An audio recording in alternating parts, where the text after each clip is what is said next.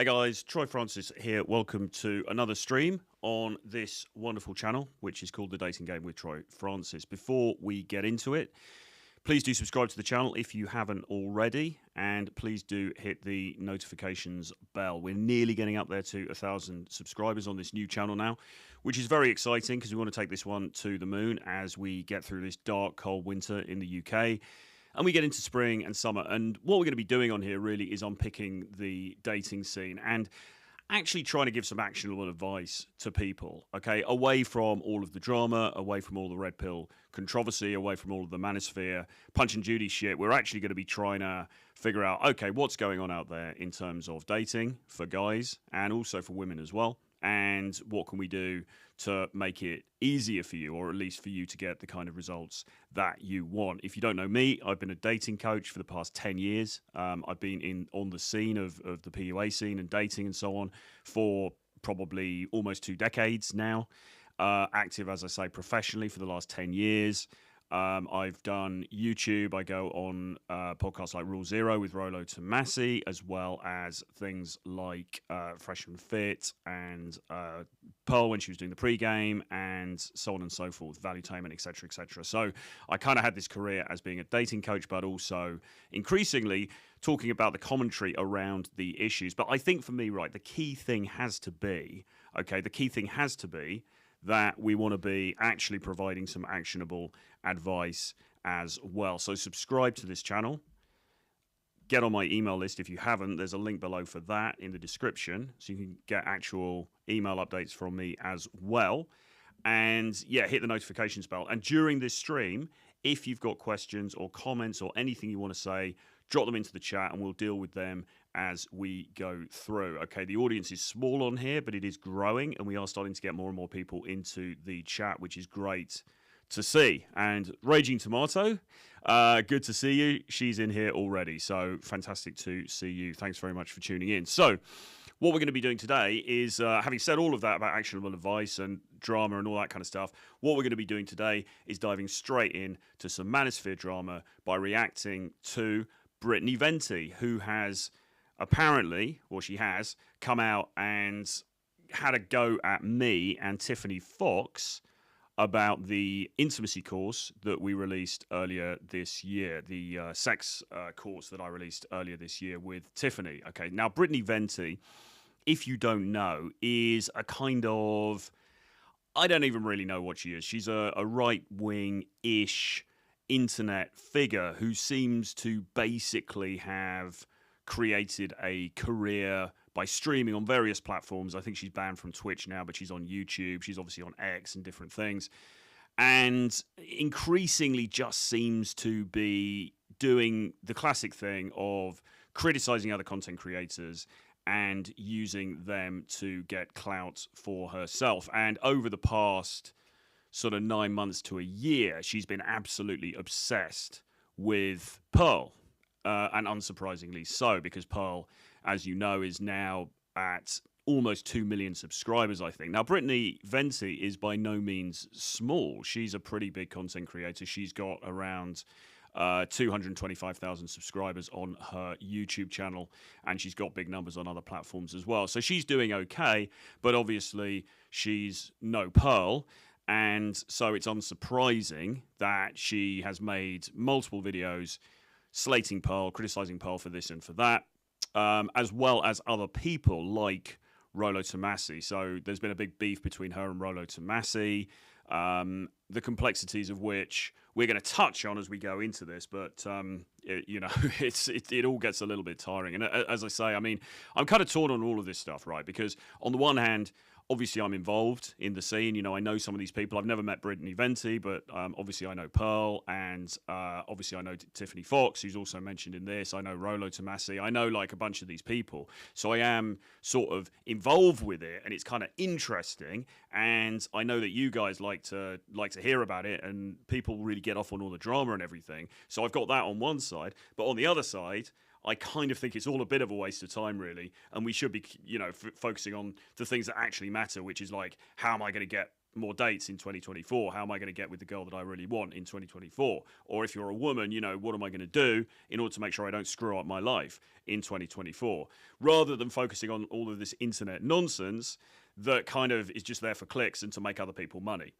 Having said that, let's do exactly that now and dive right in. So there's a couple of things. So Brittany Venti has some form in slagging me off online. Now, a while back, she mentioned me in a video that she did about Pearl. And I believe this is the first video that she made about Pearl. It came out, what does it say here?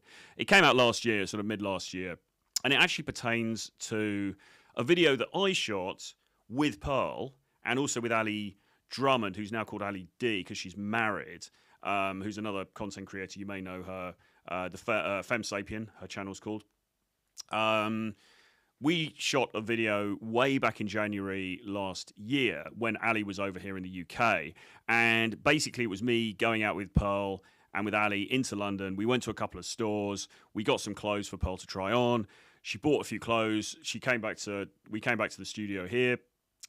She tried on a few of the outfits and we commented on the outfits and so on and so forth. This was for Pearl's wife school channel, where she learns various different things like cooking and cleaning and, you know, wifely skills.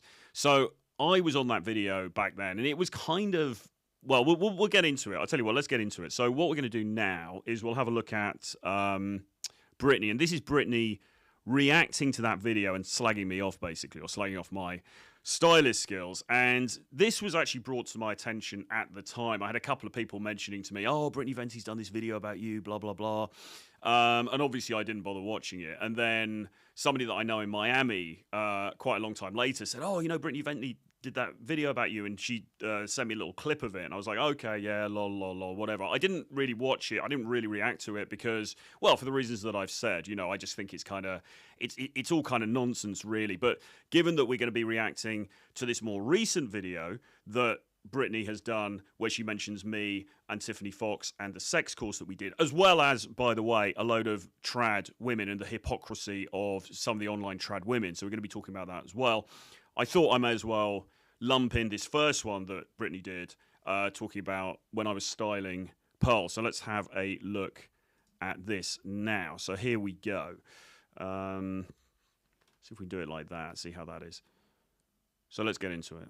Really? So this is a longer video, by the way. This is called The Discount Female Andrew Tate, and it's basically all about Pearl. I haven't really watched the rest of it. I've sort of skimmed through it.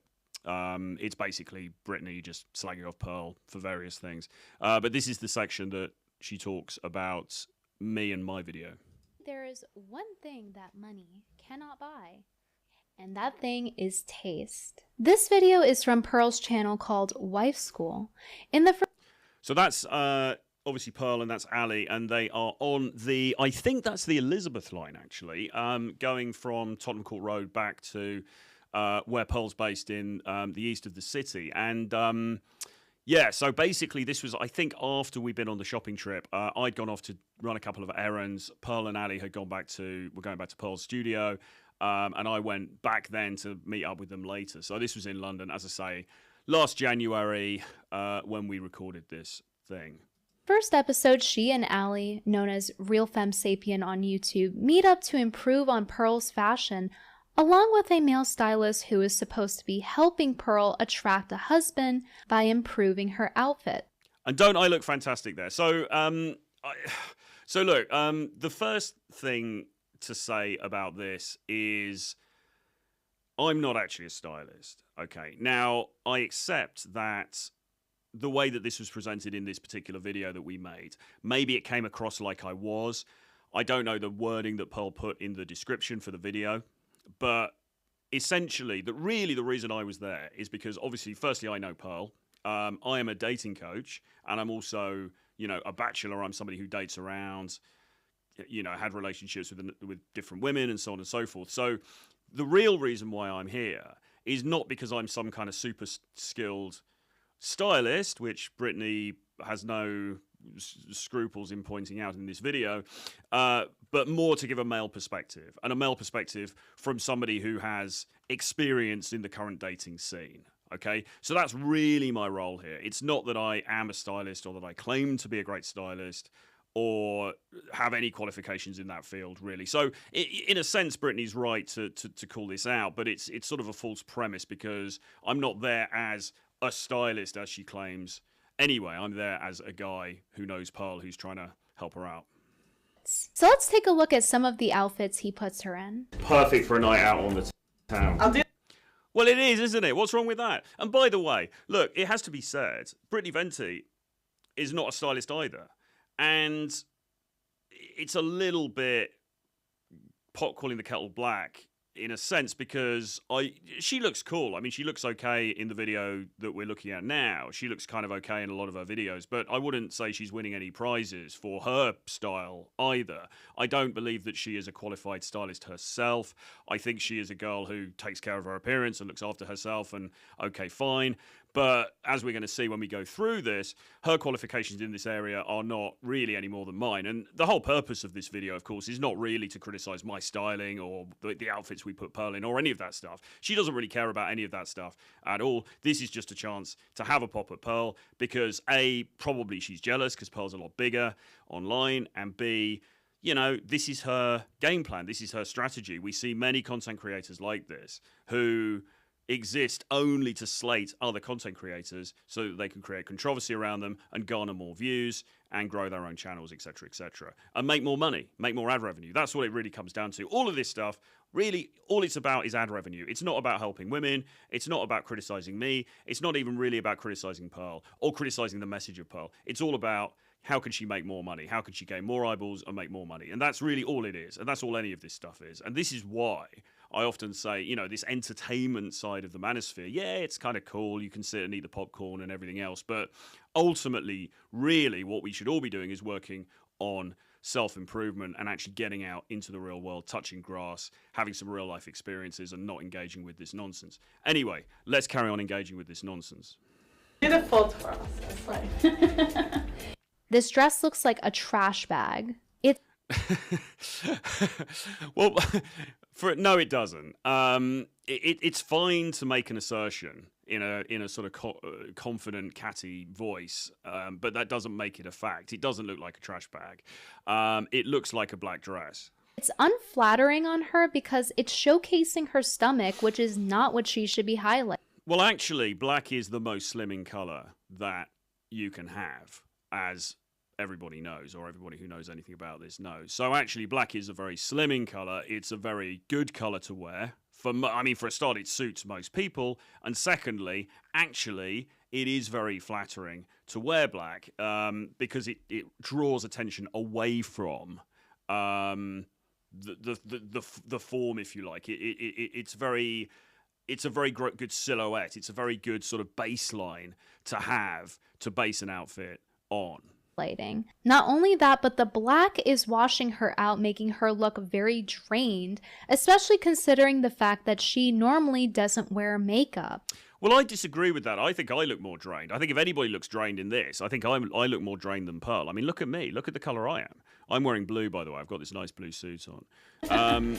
This dress looks like a trash bag. I think it's unflattering on her because I think Pearl, look, again, you know, the problem with this is there's obviously a degree of subjectivity and anybody can kind of say anything. I think Pearl looks great here. I think Pearl looks very sort of, she looks very healthy. She looks quite sort of energized. You know, she looks in good spirits. I wouldn't say that the black is washing her out. As I say, I think if you look at me, and this is being self-critical here, not in that one necessarily, but by improving her outfits. I think I was kind of tired. This dress looks like a trap. I think I was kind of tired, kind of jet lagged. You know, it's January, etc., etc. Look at me. I look paler than Pearl does. Okay, and I'm wearing blue, which is, you could say, a softer color. All right, I don't think Pearl looks washed out here at all. Again, it's just Tiffany. It's just Brittany saying words in a confident, assertive manner, as though they were fact, when actually, really, it's just her subjectivity, and it's her subjectivity in a video she's putting out on her channel, so fair enough, in order to increase her subscriber count and to make more money through ad dollars. Trash bag. It's unflattering on her because it's showcasing her stomach, which is not what she should be highlighting. Not only that, but the black is washing her out, making her look very drained, especially considering the fact that she normally doesn't wear makeup. Going without makeup is a I mean, I think she looks great there. Personal choice, and it's fine, but if you're gonna do that, you need to know your color palette, or you will look even more tired and sickly when you wear the wrong colors. Yeah, so is that Kristen Stewart? I mean, you know, they've selected obviously an image there where she is deliberately made to look a bit washed out. That doesn't really strengthen the point about Pearl, because Pearl obviously in the last frame didn't look anything like the girl in this image here. I'm going to go ahead and explain a little bit of color theory to you guys. Color season is a system that utilizes color theory to categorize where each person falls under in order to easily find out what colors look good on. Yeah, okay, fine. So look, the problem with this whole section is that she's presenting this as though it's an exact and irrefutable science, when actually it isn't. You know, color theory, yeah, it's kind of interesting. It's good to know about it. It can inform your choices to some extent. Is it this kind of irrefutable thing like the law of gravity? No, absolutely not. You can break the rules. It's fine to break the rules. In fact, sometimes you absolutely should break the rules, okay? And as I say, she's presenting this and she's put some charts on the screen to make it look more official, but that doesn't really take it any further from being like a kind of astrology as far as the fashion industry is concerned. It's based on how their skin's undertones interact with other colors, and that involves how light or dark their skin is relative to the hair and eye color. If you have warm undertones in your skin, you'll look more yellow with green veins in your wrists, and if you're cool tone, you'll look more pinkish or reddish with blue veins on your wrists. If you have a warm undertone, you should wear warm colors. If you have cool undertones, cool tone colors. I'm not sure. What does that even mean? Why is she talking about people's veins? And if you're cool tone, you know? I mean, she's reading this out from somewhere. It's based on how their skin's undertones interact with other colors, and that involves how light or dark their skin. This sounds like it's read from Wikipedia, doesn't it? Or it's being read from a ChatGPT question answer. Is relative to the hair and eye color. If you have warm undertones in your skin, you'll look more yellow with green veins in your wrists, and if you'll look more yellow and you'll have green veins in your wrist. I think that's what she's saying. That if you've got this skin type, you'll have those veins. Your maybe. Cool tone, you'll look more pinkish or reddish with blue veins on your wrists. If you okay, right. So if you have cool tones, right. Okay, fine. Have a warm undertone, you should wear warm colors. If you have cool undertones, cool tone colors will suit you best. You have to have a trained eye to be able to see it in. Okay, but again, she's presenting it as this irrefutable fact that's been written on a stone tablet and passed down from a mountainside by God. And actually, it isn't. It is something that can inform your decisions, but it's not necessarily something that you have to sign your life away on.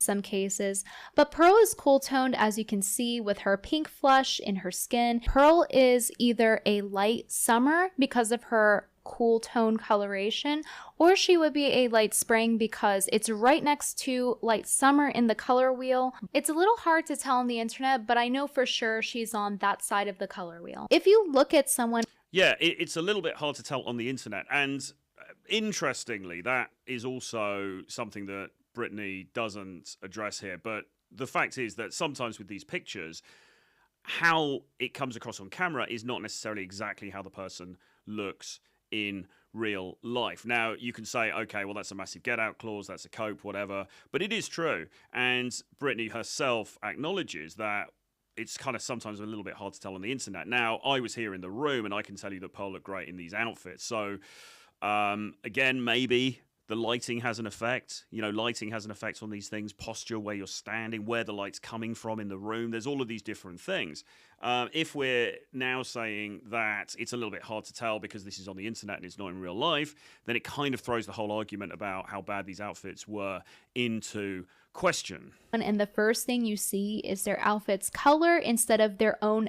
I mean, look, I'm not buying this. I don't think you can go wrong with a black dress. I mean, listen. As I said at the beginning, I'm not a qualified stylist. I admit it. Sorry, shoot me. You know, whatever. Delete me. Whatever you want to do. I'm not a qualified stylist. However, if Brittany's really arguing here that I've got it wrong by putting her in a black dress, then I think we all need to just. I don't know. I think the whole female fashion industry just needs to just re-examine itself in the mirror, because the black dress, the little black dress, is the most archetypal, straightforward, standard, flattering, basic thing that every woman possesses. So if she's actually sitting there and making this argument that I got it wrong because I put Pearl in a little black dress, then I don't know what to tell you, man. I mean, obviously my styling career is not going to take off anytime soon. But I mean, I don't really even know how to respond to that, to be honest. Natural coloration and features, then you're wearing the wrong colors. I mean, again, I think she looks great. I just don't see a problem. I mean, you could say here, I mean, Brittany looks great, but you could say here, well, actually, she's wearing that pink t-shirt. It's a little bit too light for her. You know, maybe something a little bit like dark, you know, would bring out her eyes a little bit more. I mean, we could all say this stuff.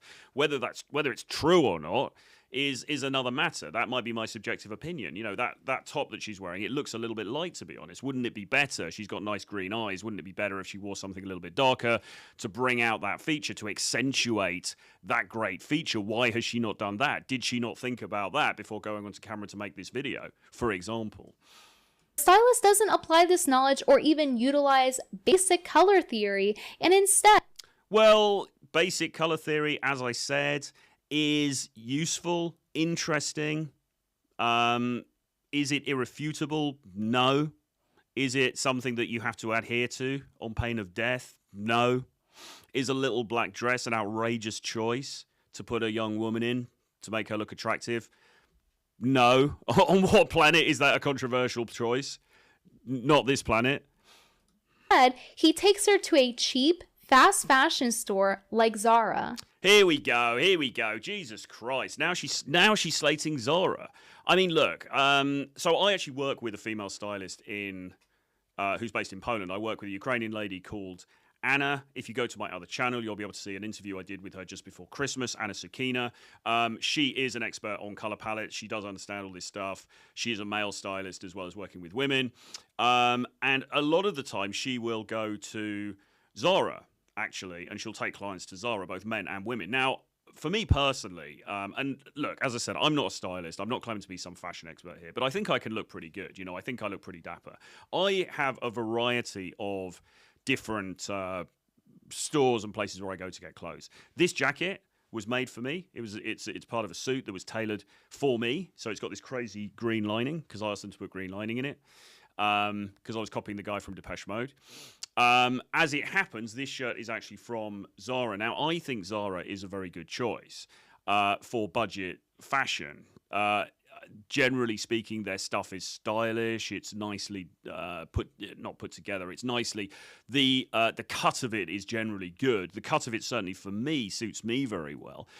Many women that I have dated or been friends with shop in Zara. It's not to the exclusion of everywhere else. It doesn't mean that you shouldn't also go for more expensive brands. But in the end, really, the most important thing is the fit. This is what we tell male clients. You know, the fit is more important. There's no point in me going to, you know, Calvin Klein or something, or say, let's say Ralph Lauren, right? So the Ralph Lauren shirts, great. They don't always fit me very well, you know. So I could go to Ralph Lauren, buy a shirt. Okay, great, it's a Ralph Lauren shirt. But if the Zara shirt fits me better, what am I going to look better in? The Zara shirt, okay? So it's not just about the brand. It's about the tailoring, okay? Now, she goes on to make another argument about this here. If he were actually good at his job, he would not be making these mistakes. Well, it's not a mistake to go to Zara. I mean, Jesus Christ. I mean, you could say, well, you know, you could have taken her to a larger range of stores. Obviously, there were constraints. You know, we were doing this as a kind of a fairly light-hearted sort of a video. We went to one even cheaper store than Zara, which she'd be absolutely shocked if I mentioned what it was. And then we went to Zara. Maybe we went to a couple of other places. I mean, yes, we could have gone to Gucci. Yes, we could have gone to Versace. Yes, we could have gone to Prada. I think filming in those places would have been more problematic. They probably wouldn't have been happy with us throwing on outfits and chucking things around in the dressing room and so on and so forth. So there were some practicalities involved here as well. But fundamentally, to say that going to Zara is a mistake is obviously nonsense, because it's not about going to the most expensive store for the sake of it. It's about getting things that fit and look good. If money were an issue, which clearly for Pearl it's not, there are better budget-friendly places you could go to for higher quality clothes. For example, go thrifting. Yeah, we could have done that, but I mean, Jesus Christ, who's got time for that? I mean, the problem with thrifting, and listen, I've thrifted myself, if thrifting is a verb. My coat that I wear a lot of the time is a Savile Row coat, which if you guys are based in London or know about London, you'll know is a very exclusive designer tailoring street in London. It's a Savile Row coat, but I did get it from a thrift store. I've had it altered. It looks fantastic. So I'm on board with thrifting, but for the purposes of what we were doing, for the purposes of that video, we weren't going to be going around rummaging through stuff. I mean, that's a different sort of video. It wasn't the one that we wanted to make. And thrifting, I think, is okay. But I mean, the problem with it is that if you're looking for specific things, it's quite time consuming and it's quite sort of annoying, and you've got to just rummage through all of this nonsense, and that wasn't what we were about on that particular day. But yeah, clearly Pearl doesn't need to go thrifting. He could have just taken her to a higher end mall or a department store. Well, yeah, I could have done. But, you know, as I said, I mean, for a start, I think they would have had problems with us doing the filming. And secondly, it wasn't... And secondly, why would we? I mean, it's not about, okay, let's go to the most expensive place we possibly can. I mean, that's not what style is. And if she's putting herself up as some kind of style maven, she should know that, to be honest. She should be aware of these very basic concepts. Honestly, he just does her dirty the entire time. That's super cool. That looks really nice. Where would I go with this outfit? I think, I think that could be an afternoon. I think that could be an evening outfit. I mean, I think the colour suits her, definitely. I think you could go out in Shoreditch wearing that. You could go to Canary Wharf, to one of the bars down there. Meet some nice high-value guy. He looks at her with a straight face, telling her she's going to meet a high-value guy in this outfit. Oh, it'll look nice going out for errands and having a nice dinner. I like her British accent. He's just talking out of his ass. So what do we rate this, 1 to 10? I reckon it's a high 8. Like, I don't know how a stylist can honestly rate these outfits so high. Oh, that's now we're talking. Now we're talking. Spin, not too fast. Okay. He must think that she's a dumpster because he keeps putting her in trash bags. I mean, again, I think that last one looked very good. Because he's done it now like 3 or 4 times in this video, and he's not highlighting any of the flattering parts of her body, which defeats the entire purpose of having a stylist help you. Well, I mean, look, we weren't trying to get everything super tight or trying to get everything like super sort of, how can I put it? Accentuating the form. There's a degree of modesty here as well, which we're going to be talking about in the next video we look at. So we were looking for some things that weren't super tight and they weren't super kind of revealing and they weren't kind of showing off curves and all that kind of stuff. There are several different body shapes, but for Pearl, she holds most of her weight proportionately in her arms and in her stomach. And that should have been taken into consideration when he was dressing her. Regardless if she loses weight, her proportions will stay the same relative to her other body parts. You can bring balance back to the... Yeah, I mean, fine, but again, we're just saying words here, aren't we? She's presenting this as though it were objective truth, when actually it's just subjectively Brittany Venti's opinion. She can sit there and say that's a trash bag, that's a trash bag, that's a trash bag. Well, okay, fine. That might be your opinion. It probably isn't. You're probably just saying that for the sake of making the video. But there's not much science behind it, is there? There's not much data behind saying any of that. It's just you're just slagging off. I mean, like if I'd have put her in, I don't know, a vintage Chanel frock or something, she probably would have slated that as well. Like basically, there's nothing I could have done that Brittany Venti would have said, yep, thumbs up, fair enough, good job. I mean, I like nothing I could have done would have been good enough, okay? Because you can see that this is not a good faith argument, right? This whole segment of her video is not in good faith. She's just here to tear down the styling that I did and to tear down Pearl by extension. That's all it's about. The body by drawing the attention to the most attractive body parts and away from the least attractive ones using color, patterns, texture. The other disadvantage, of course, that Brittany has is that she is a woman, okay? So she's not looking at this from the perspective of a guy. And the whole reason that I was there, as I said, is not actually because I'm a stylist, because I'm not. The main reason I was there was because I'm a guy and I know something about dating. And I have an idea of what guys like and what guys would think would be attractive, okay?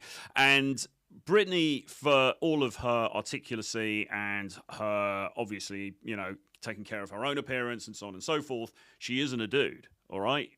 As far as I know, she doesn't date women. And even if she did, the context of that will be different, okay? So what she can talk about all this stuff until the cows come home, but what she lacks is the perspective of a male. And obviously what we're talking about here, remember, it's the video went on a channel called Wife School, is about choosing outfits that men think look pretty cool. Okay, that's what it's about. And as I say, Brittany isn't really qualified to speak on that because she just doesn't have that perspective. She's not a guy. But of course, I mean, like this, for example, the outfit we show here. I mean, I get what she's saying. You've got the high waistband, you've got the kind of voluminous top and everything else. As a dude, if I look at that, am I thinking, God damn, that looks really hot? Absolutely not. You know, so yeah, it may technically work in regard to this lady's color palette. It may technically work in regard to her body shape. Okay, great. I'm still going to pass, right? I'm still not swiping. I'm still not swiping right on Tinder. So you know, it's kind of immaterial in the context that we're speaking of.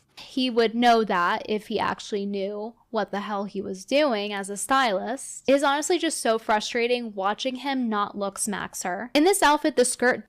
Shit, that means looks max. It came up wrong in the. Subtitle there. Does not work.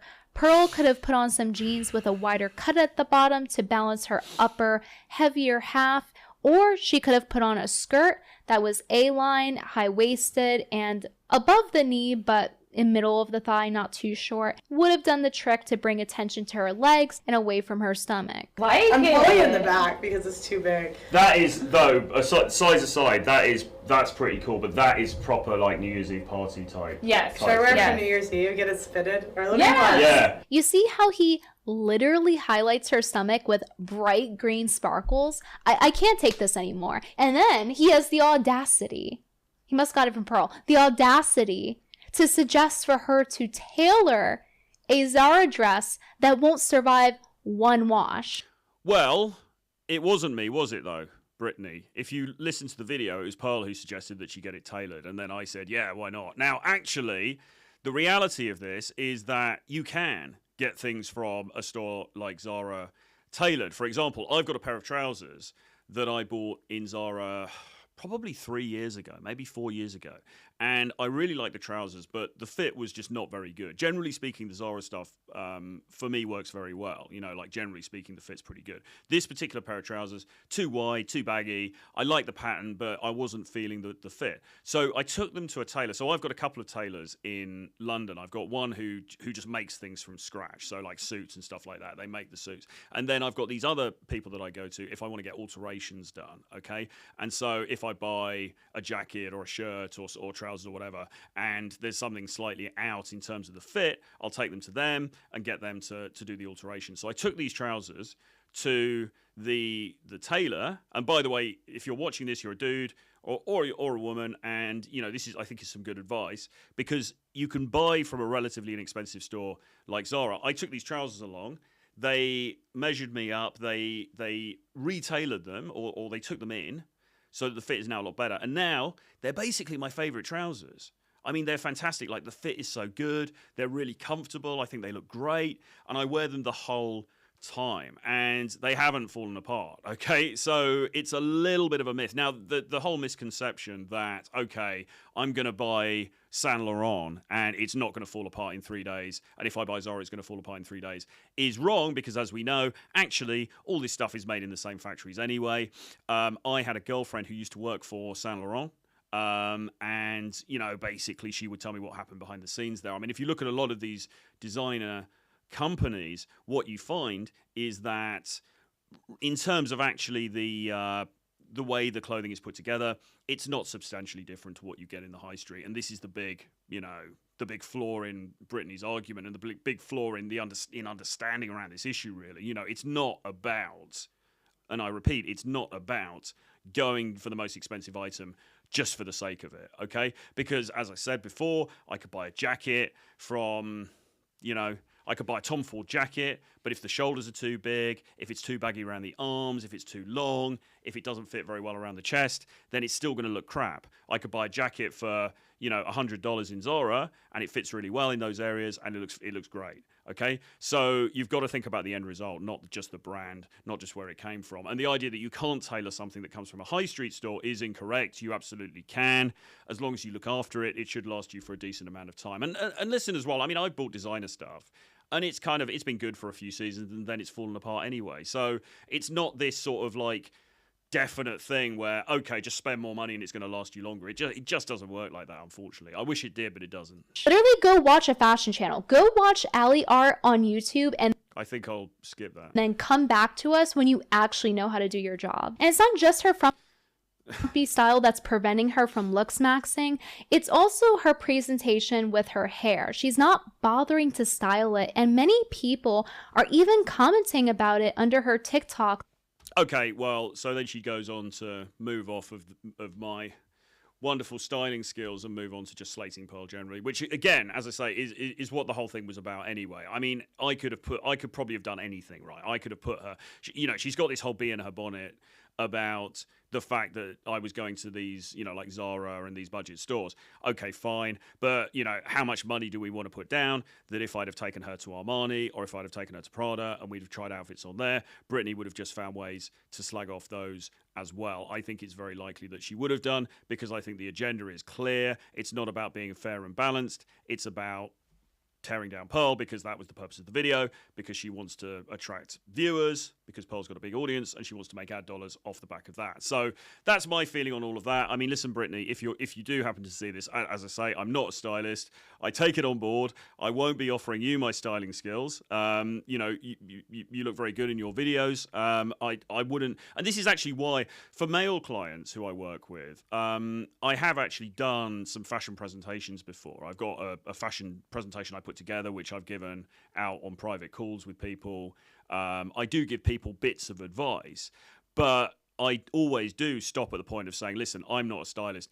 I think you should go to a professional, actually, to get this stuff covered off. But what we were doing for this video, which, as I say, was fairly lighthearted, bit of fun, you know, a little bit of a shopping trip, you know, kind of quite jokey, quite light. The idea was basically, okay, we'll go to some stores and we'll have a male perspective on the different kinds of outfits that Pearl can wear, and we'll see what my take on it was going to be. And I think we accomplished that very well. So, and I don't really take on board any of these criticisms that Brittany's got, because I just don't think they're very well founded. Anyway, with that being said, now we have to go on to the next thing. Now, Brittany is now back, and I think we've got some comments, actually, so let's have a look at this. Let's just have a look at the comments here. Sorry, guys. Yeah, we got a number of clients here.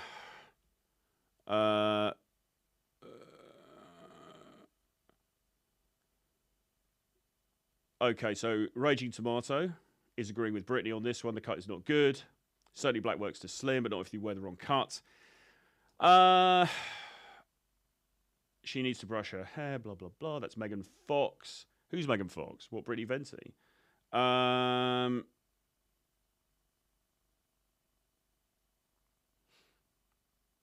I don't know, Troy. I wouldn't mess with Brittany's fashion sense. This isn't her first rodeo with giving fashion makeup advice. Okay, right, but I just don't accept that the colour palette is this irrefutable thing. I don't believe that it is... you know, something that one has to adhere to on pain of death. I think it's a guide, but I've certainly worn things against my color palette, and I think they've looked very good, and I've had very good feedback from the people I've interacted with. Troy, is makeup 101, and don't ask how I know that. I don't know what that means.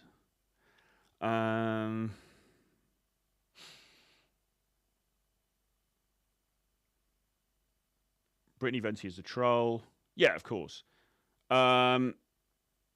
Jeff Childer says, you don't have to spend 10K for a Dolce & Gabbana suit when a 2K pinstripe can look as good. Well, arguably, a 2K tailored would look better, really. And there is this argument, actually, about style, which is it better to get something made from scratch by a tailor, or is it better to buy a designer suit and then get it altered by a tailor? I was talking to James Tusk about this a while back, because we wear suits quite a lot now. And as I say, this one was made for me by a firm in London, tailors in London. I've had a number of things made for me by them now.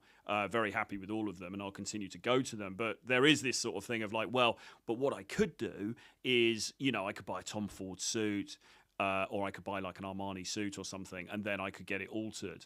And I think there's arguments for and against. The argument against would be it's actually better just to get something created from scratch to fit your body shape. Okay, don't mess around with getting an off the block cut and then trying to fiddle with that, because it always comes out a little bit wrong. It's never quite right. It's better to go for something that's been just fashioned for you in the first place.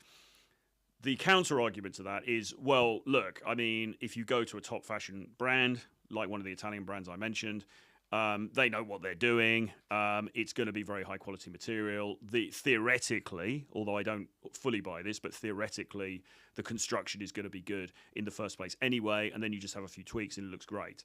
I personally believe that the middle ground of going to a high street store and getting that tailored, like we were talking about with Zara, or indeed going to a thrift store. And Brittany mentioned thrifting.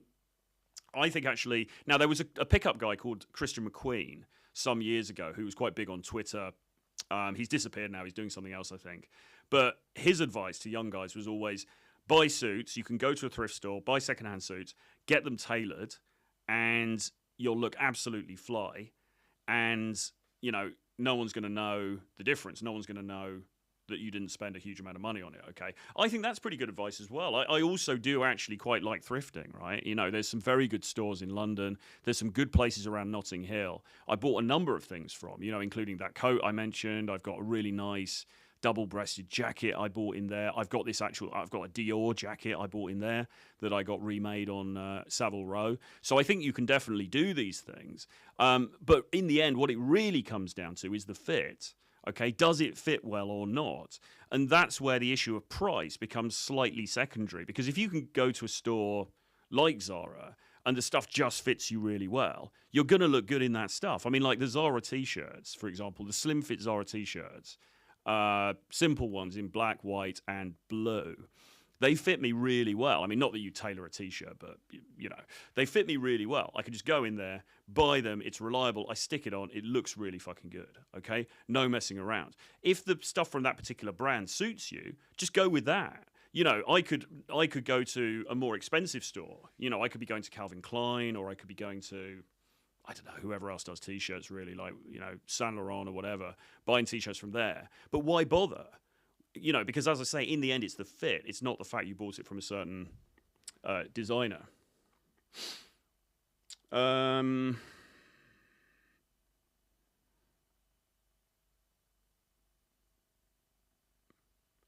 Yeah, if Troy went, Roy says, if Troy went to a super expensive designer outlet, she'd be digging into him for wasting money. Exactly, you know, and then it would be like, oh, well, Paul's from this big house and blah, blah, blah. And look, you know, how can the average woman do that? I mean, there's always going to be an angle, isn't there?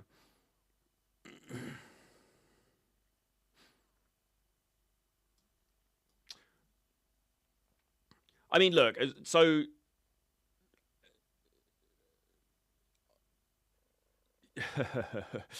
so we got some people kind of commenting here, or sort of trying to. I mean, look, I don't want to do to defend myself here, but I'll do it anyway. But what I don't really want to hang the whole argument on is time constraints and what was available to us at the time. I mean, what you have to remember is this was filming in an afternoon. We spent a few hours. We went into a couple of stores. We were limited because we were trying to film inside the stores as well, which you don't actually see on this video. So we were kind of limited to the stores we could go in. You know, there's only so many outfits you can kind of grab in that period. We didn't have time to try them all on in the changing rooms, you know, so there were a lot of logistical things here as well. I mean, if I'd have been given a week to style Pearl and come up with something, then maybe it would have looked a lot different. It probably would have done, right? But I don't want to hang my entire argument on just being like, hey guys, you know, it was logistics, sorry, bro. You know, I do think that Brittany's criticisms are invalid in many cases, but nevertheless, you know, there were also some logistical sides to this as well, on top of the fact that I'm not actually a stylist. I was just posing as a stylist for that video.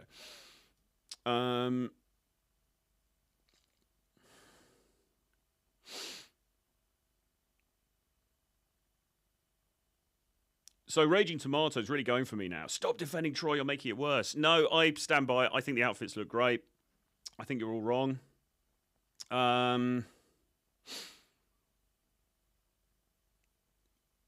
Troy, you've got to take an L on this. Take the L and move on. Absolutely not. Absolutely not. I think it looked good.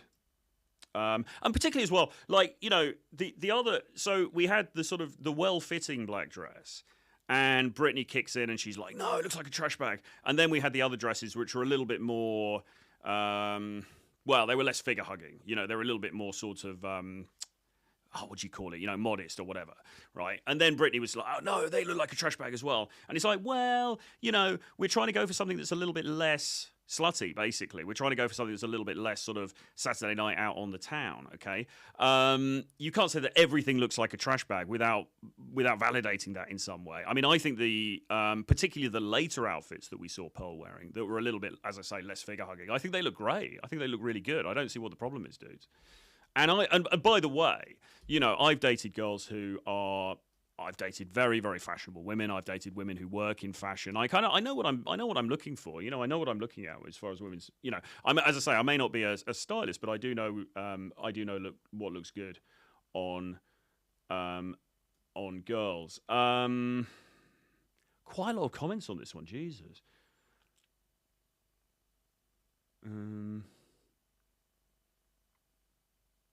Fine. Okay. All right. Look, let's leave that there. So now let's have a look at the second video. And this kind of dovetails. This is Brittany again.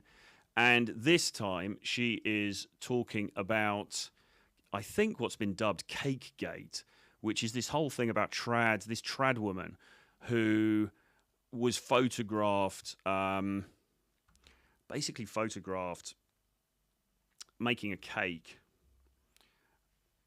whilst wearing a tight-fitting T-shirt, and Brittany opines on this. So let's see what she has to say.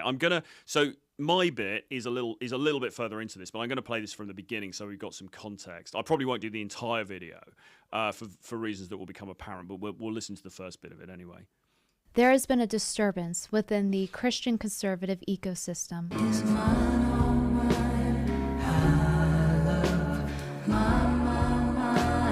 Desperate for attention and validation. You knew what you were doing. Just get an OnlyFans and stop pretending to be a conservative Christian. It's an embarrassment to religious women. My woman sports modest clothing, not clothing that reveals country back row curves. Put on a sweater.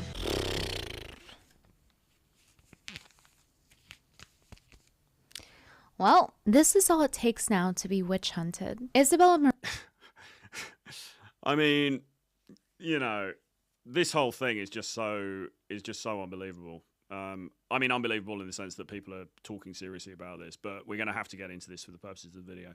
Maria DeLuca is a political activist featured on Turning Point USA.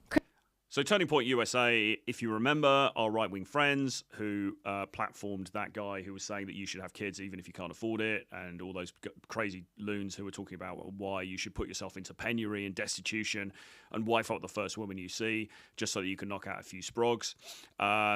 this is the same organization or where that conference came out of. Christian conservatives and also people who weren't religious or conservative at all were so upset by this video of her baking a cake that it went viral. You would not believe the amount of drama that this cake video that is like 3 months old has caused. But before we get into someone acting like a failed pickup artist, I want to talk about a company that I help design candles and soaps with. Reach to the table.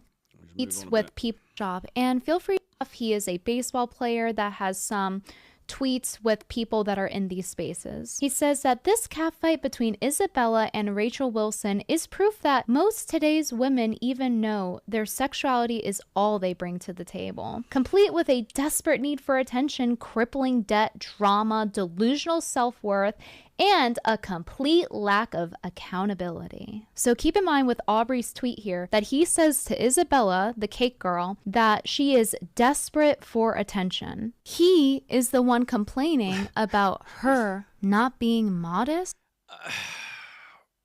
Yeah, I mean, listen, guys, I got to be completely straightforward with you here. I was aware of this going on. I've been aware of this drama unfolding on Twitter, on X, over the last, well, I guess it's the last couple of weeks now. It was kind of over the Christmas period. I've had other stuff going on. To be honest, it's not one that I've really delved down the rabbit hole into, because the whole thing just seemed kind of ridiculous and retarded, and it just seemed to be not a very good use of my time. But I think my slightly outsider take on this is that I think that the issue is that you have these very trad people, or trad women in particular, online, and then she posts this picture. Now we can get into the weeds of the argument of like, well, she's just wearing a t-shirt, and is it just because she's, you know, she's well endowed that people are complaining? If she was flatter chested, would it have been a problem? And Brittany goes into all of that later, and I get all of that. That's all fine. It's valid to talk about all of that. But I think the reality is that this is a woman who is known for having these kind of staunchly trad values. And she posts a picture which does appear to be drawing attention to her attractiveness. It doesn't seem to be the most modest image that she could have posted, okay? And I think that's why people got their knickers in a twist about it online. As I say, we then get into this whole minutiae of what her motivation was, what the intention was. And of course, nobody really knows that, apart from Isabella Maria De Luca herself, because we're not in her head. But I mean, yeah, I don't know. I mean, to me, it kind of looks like a bit of a thirst trap. Maybe that's just my misogynist dinosaur views coming through. I don't know. Hold on, I gotta make sure my modest stays. I mean, to be fair, so does that, right? I mean, he's obviously lean. He's in decent shape. He's showing that off. So yeah, fine, fair cop. I'm not sure where that gets us. Put. Isabella responds to said tweet, which is now deleted, and she says, "Is that why you DM'd me? Because of my quote delusional self-worth and quote desperate need for attention? This you?" And then it's a photo of Aubrey Huff sliding into those DMs. "Hey beautiful, let's collab over cocktails and bad decisions." Why does he talk like a crusty horny guy on Tinder? I just noticed this too. I mean, that is quite funny. That is a little bit cringe, to be fair. He says crippling debt. Meanwhile, his bio is literally begging men to pay for his alimony payments. He's literally begging people to pay his bills. Well, he's not begging them, is he? He mentions it. And look, I don't know a lot about Aubrey Huff. I'm not an Aubrey Huff fan. I'm not an Aubrey Huff stan or follow guy or anything like that. But I mean, it doesn't seem like he's begging. It seems like he's got an audience. You know, he's got 232,000 people on there. He's put a request in his bio. This is one of the problems, and we will come into this in a minute as we get into this video. If ever anybody tries to make any money on the internet, they're immediately accused by 70% of the people around them of being a grifter, okay, or begging, or this or that, okay. And actually, and I'm not saying in this case necessarily, but look, all he's done is said, look, help me out with my alimony payments. I don't know the story behind that. I imagine he's been through a fairly turbulent time. There are probably people in his audience who sympathize with that and would like to help him out. I don't think he's going down on bended knee here. And again, you know, it's rather akin to this whole thing of just like anybody who makes any attempt to monetize themselves gets accused of bad faith or being a grifter or whatever, when actually we're all trying to monetize ourselves, including Brittany Venti, who's only making this video so that she can get ad dollars. Let's not forget that. So, you know, we're all begging on the internet to some extent, if that's how you want to put it. Another way of putting it that's more charitable might be, well, everyone's providing a service to the particular audience that they've built up, whether that be entertainment or actionable information or whatever. And why shouldn't they be recompensed? And why shouldn't somebody say, hey, listen, you know, I'm in a tight spot here. Can you help me out? You know, I mean, I don't think that's a terribly bad thing. But he's calling her desperate. He thinks he's a princess. He wants men to pay his bills. And then he's a celebrity. He doesn't even properly ask her out to dinner. He just slides in her DMs like a little sleaze bag, like, want to get cocktails and fuck. I like how he complains that all these modern women, all they offer is sexuality. But clearly that was good enough for him. And I mean, that's a fair cop, isn't it, really? I mean, I'm not sure. It's a little bit cringe, isn't it? this is really embarrassing for him, which is why he deleted his Twitter. But yeah, she's the one with the lack of accountability, I guess. She clapped back so hard that it made the news. Imagine you are so dusty that you make the news. It doesn't really seem like it's about her doing something morally wrong by baking a cake in a t-shirt and being naturally well endowed. It seems like it's about him getting rejected. And you'll notice that this is a repeating theme throughout the video, that it's never really actually about being modest. If her baking a cake at a normal camera angle while being fully covered was such an issue, then how come this video is only now going viral when it was posted 3 months ago? It's crazy that this video has millions of views now. I don't know what the answer to that is, to be honest. If anyone in the comments knows, why did it only start to get traction 3 months later? It is kind of interesting. Is it because Aubrey Huff picked up on it and commented on it 3 months later? It does seem a little bit odd. I don't know how that really extends Brittany's argument, though. The duration, you know, how long it took to blow up seems to be a little bit adjacent to the point Now, and it went viral for her just wearing a high neck t-shirt filming in portrait mode, but they're saying that, oh, her breasts are center of frame. Like, where else are they supposed to go? It's like, oh, sorry, I'll just leave my breast at home next time. I don't really think it's about the framing, though. I think that if she were flat-chested wearing the same shirt, that nobody would have a problem. You would never see people complaining about the girl on the left, and her shirt is just as tight. When you have a smaller frame, meaning you're not overweight but you still have large breasts, it's very difficult to find t-shirts that are flattering, because if you wear an oversized shirt, you just look frumpy and fat. And I really empathize because I know what it's like to be in that position where nothing you do is good enough. If you have a big chest and you're not fat, good luck finding flattering clothes. I know personally that I have to bring a lot of my clothes to the tailor. I have to pay for it to be tailored because they don't make clothing. Well, I hope they're not high street clothes, Brittany. I hope they're not Zara clothes that you're taking to the tailor, because that would be disingenuous if they were. That fits my body. So if I wear this huge oversized shirt, I don't look skinny in it necessarily in real life, because when I turn, now I look obese because my chest is bringing the fabric out to here, which makes me look fat. Versus a girl with a flat chest, it looks like that, so they look skinny. So it's just really frustrating if you manage to find a shirt that flatters you and doesn't make you look fat, and then you get witch hunted for it. Nobody would be saying, oh, you knew what you were doing. They would not be saying that if she were flat-chested and wearing the same shirt. This is really no different than when the left tries to cancel women who are curvy in media. Like, how dare Tomb Raider give representation for girls who naturally have that body type? It just seems like either way, you're being canceled for being beautiful. Even when, in both instances... Point of order, having large breasts doesn't mean you're beautiful. Here, the women are wearing high neckline tops, but it's not enough. It's the same woke cult mentality, it's just on the other side of the horseshoe. I thought this was the whole point of body positivity. Isn't it supposed to be for people who are naturally a certain way and not just for obese people? I'm sorry, but... Yeah, but body positivity is a feature of the left, isn't it? And the commentators that we're talking about here are on the right, so...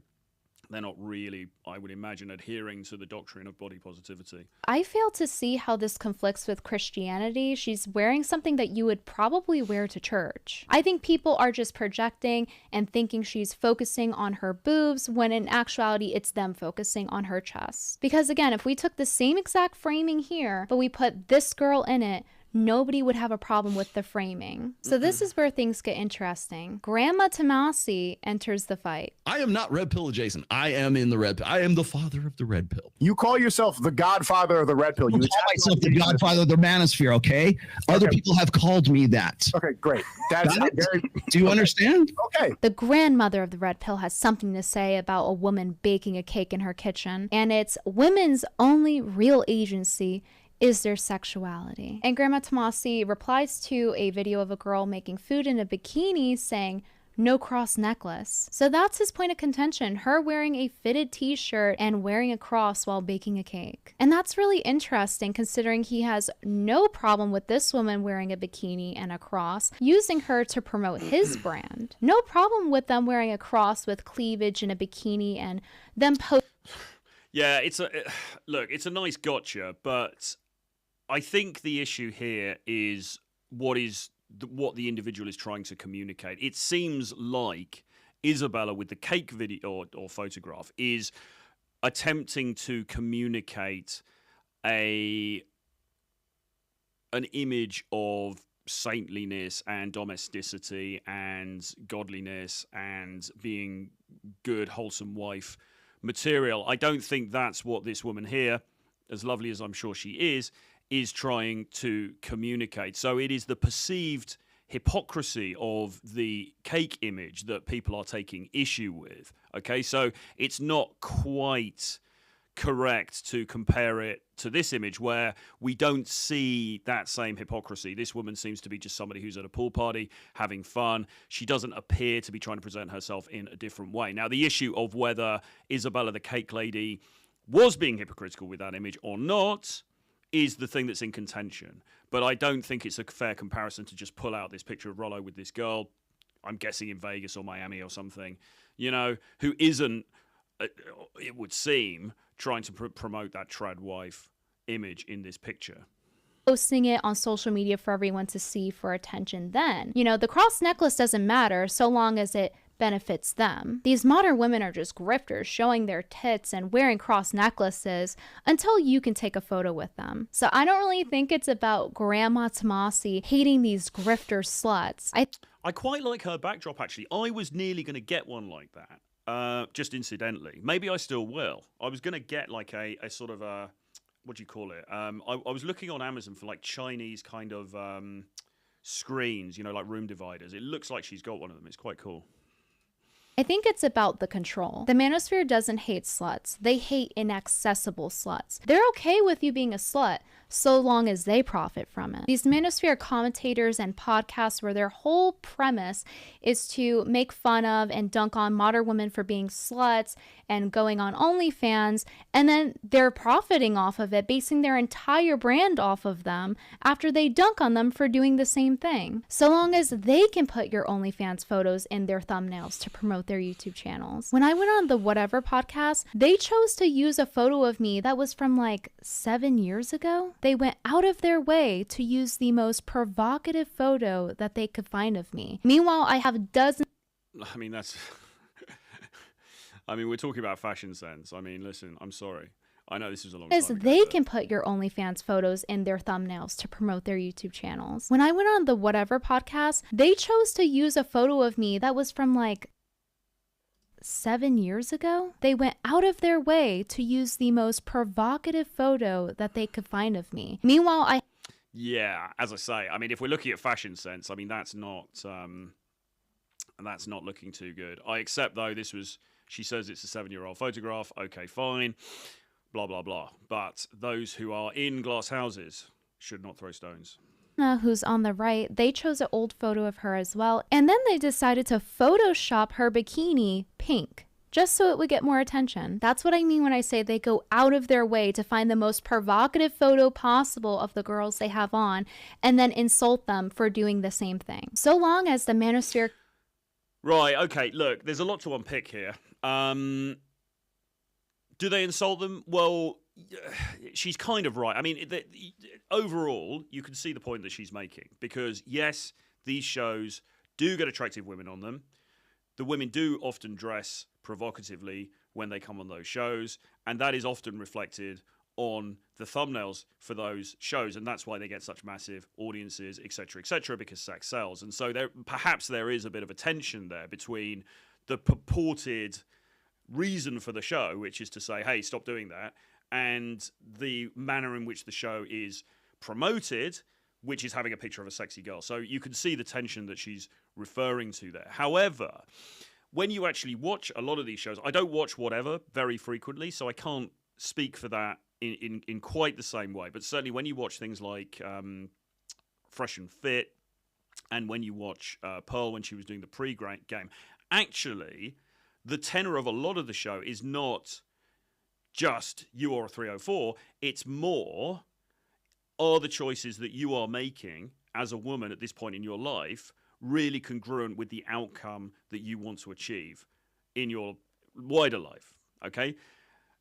I'm not going to sort of, it would be kind of simpy to say that they're doing it from a place of care. I think that's going a little bit far. But if you watch the way, for example, that Myron interacts with the women, a lot of the time it's kind of telling harsh truths, but from the point of view of, look, I mean, are you really thinking about these decisions that you're making? Are you really thinking about, you know, is doing OnlyFans actually the best thing for you to do if what you want in the end is to meet this high-value guy and settle down, blah, blah, blah, okay? So it's a little bit simplistic to just say, well, they're there to slate women.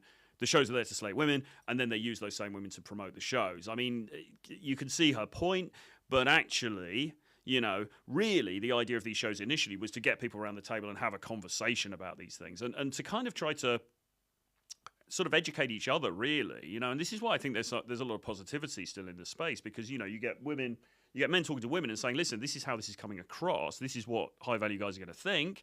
Maybe that's a problem for you. And then women to say, well, this is my opinion, blah, blah, blah. So I see what she's saying, but I think it's slightly wide of the point. Can pose and point at the hot women that give them their notoriety, then selling the sexuality is fine. The Manosphere is not telling women to be modest for their own sake. They're telling them that they don't like it when they can't control. Well, a section of the Manosphere, and this is my other point, okay? So what she's talking about, I mean, who's telling women to be modest? I mean, I'm certainly not telling women to be modest. I mean, I think the less modesty, the better, really, as far as I'm concerned. But, you know, I'm a bit more of an enjoy the decline kind of a guy. My overall viewpoint on all of this stuff, I suppose, is to say that, well, look, I mean, things are as they are. I prefer to look at reality as opposed to what an idealized version. I'm not trying to turn the clock back to the 1950s because it's just not going to happen. You know, I mean, with the best will in the world, it's just not going to happen. I think marriage is screwed, or at least it's a very dim proposition certainly for most men in the West. I think that, you know, we are living in the most promiscuous age we've ever been in. I think there are huge problems that are being caused in society with the dating apps and the way that men and women interact. And, you know, women are increasingly sort of high standards. Men are just increasingly not learning the social skills that they need in order to go out and meet women. They're relying on the dating apps where they're being screwed over. You've got divorce. I mean, there's so many things that are problematic in society as it is now. However, what I'm not doing as a nominal member of, you know, whatever this space is, what I'm not doing personally is getting on the soapbox and saying, you should start dressing like it's the 1950s and you should do this, young lady, blah, blah, blah. Because ultimately, I don't think that's going to work. I don't think it's effective. And secondly, to be honest, as somebody who's not looking to get married, as somebody who is a bit of a libertarian bachelor, for me, the current social conditions actually work quite well. Because we do live in a very promiscuous time. You can travel around. You know, there's a lot of accessibility for sex and partying and fun and having a great time, okay? So I haven't really got a huge problem with it. And the problem is that Brittany in this video is kind of lumping everybody in together as though everybody is a trad. You know, as though everybody is Matt Walsh, and they're not. They're really, really not, you know. And we'll come on to this in a second because she's going to talk about my videos with Tiffany. But let's just have a look at, see what comments we've got here.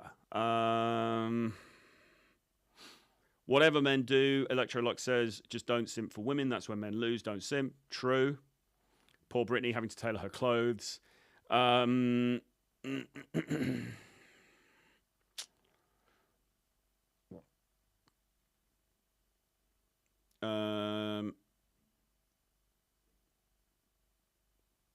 You are the one that posted that thirst trap, Brittany. Zero accountability, says marriage causes divorce. I think he's talking about the thing on the thumbnail. Brittany needs to talk to Pearl and my friend don't simp. Are you talking to me or are you talking to her? I don't know. I'm not simping, I don't think. No one leaves their house for nothing, especially women, the modern day and age.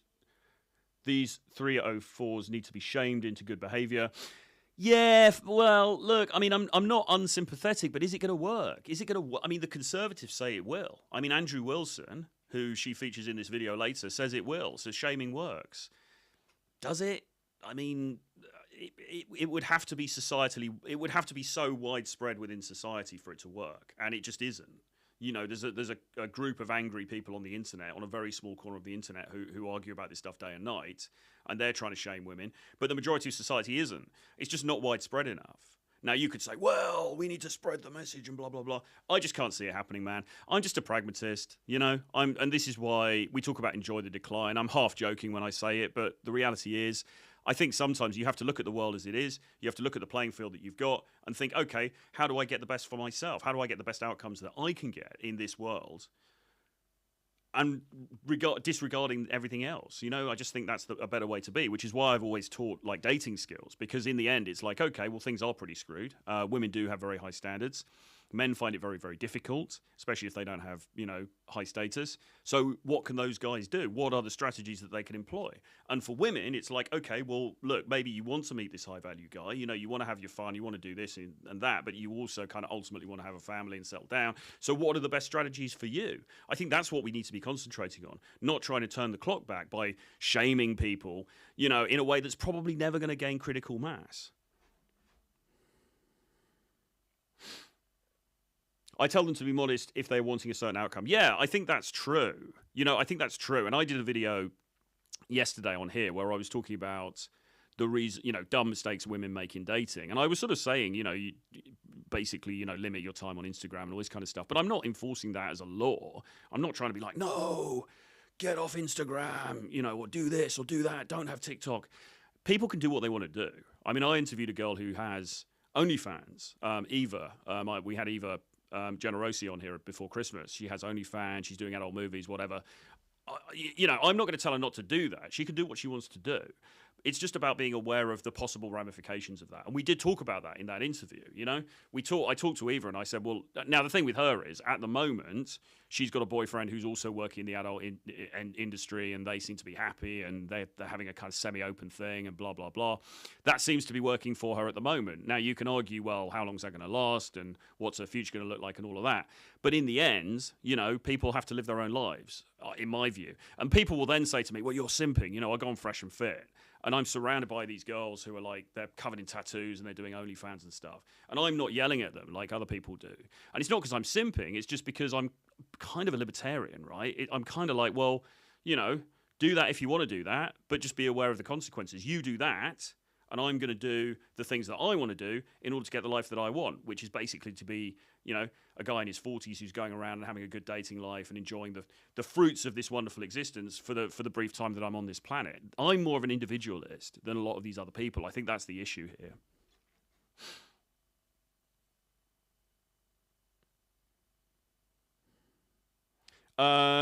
Jeff says, most men who sleep with 70-plus women tend to stop being satisfied with smash and dash. I assume he means 70 women in total as opposed to 70 women who are over the age of 70. I certainly hope so anyway. Yeah, I think you go in phases with it, bro, to be honest. I think that, yes, I mean, it's hard to sit here and to construct an argument that says, yeah, bro, just smash around until you die. That's all you need to do, blah, blah, blah. I have tried to make that argument on Twitter before. I tend to get a lot of hate from the trads. I do kind of believe it because I kind of believe that, you know, life is about having fun and extending one's sensual pleasure to the greatest extent possible. But there is something a bit hollow about it. You're right. And I think all of us do crave something a bit more than that, right? And that's why, generally speaking, you know, I tend to be in like mini relationships. You know, I tend to see people, I date people a bit, whatever. I've also been in longer term relationships and stuff. The problem with that, though, is that on the other side of the fence, monogamy is also very difficult. And as I've said before, we kind of want two things at the same time, all of us, right? We want security, and we want that special someone, and we also want variety, and we want excitement, and we want sex and novelty and blah blah blah. And it's very hard within the template of a modern monogamous relationship to get both things at the same time, okay? Destiny tried it, and that didn't work out very well. So, yeah, that's the issue that we've all got. But anyway, let's see a little bit more of this video. Troll it. This is literally their logic. Good photo, fine. Not fine. Sluts. Surely it's just a coincidence that he finds the girls with the most skin showing and poses next to them. It's almost like he's aware that it gives him attention. It's almost like they think women Well, I mean, again, look, I don't think... I mean, I've been on Access Vegas, which is the show that Rolo does with Mike Sartain, okay? Similar kind of thing. They get a bunch of girls sitting around a table. They tend to be very attractive women. Many of them are on OnlyFans. Many of them, maybe they work in the local clubs or they're dancers or, you know, whatever, right? You know, they're hot girls. And I've seen him interacting with them, and I've seen Mike Sartain interacting with them. And I haven't seen either of them slating these women and saying you should cover up or you should do this or you should do that or anything. Really, what I have seen them do is talk to women about where their choices might lead and say, okay, well, listen, you've been doing OnlyFans for 3 years. And yet you want this kind of a husband. How's that going to work out for you? Do you think a high-value man is going to want you after you've had this background, or if you've worked in the corn industry or whatever it is, right? I've seen those conversations. What I haven't seen is this kind of judgmental, hey, you should cover yourself up, you know, blah, blah, blah. Now, I'm not saying that doesn't exist. That kind of idea, that line of thinking, that line of discourse exists, but it tends to be more in the audience, to be honest. And it tends to be more in the anons who are on Twitter, X, or who are in the YouTube comments and stuff like that, or in the, you know, in the comments on the stream, like, no, this 304, blah, blah, blah. It tends to be more those people rather than the content creators themselves. Again, look at Sartain, look at Rollo, look at Myron, look at Fresh. All of these people, they tend, on the whole, to be relatively non-judgmental about the women that are there. They tend to be quite respectful towards the women that are there. They're not immediately saying, you're a 304, you should put some clothes on, this is disgusting. But they are questioning them and making them aware of what, you know, the manner in which they present themselves and how that might impact on their wider existence, okay? There is a distinction here. Now, you could still say, okay, but it's disingenuous to be putting these women on the thumbnail.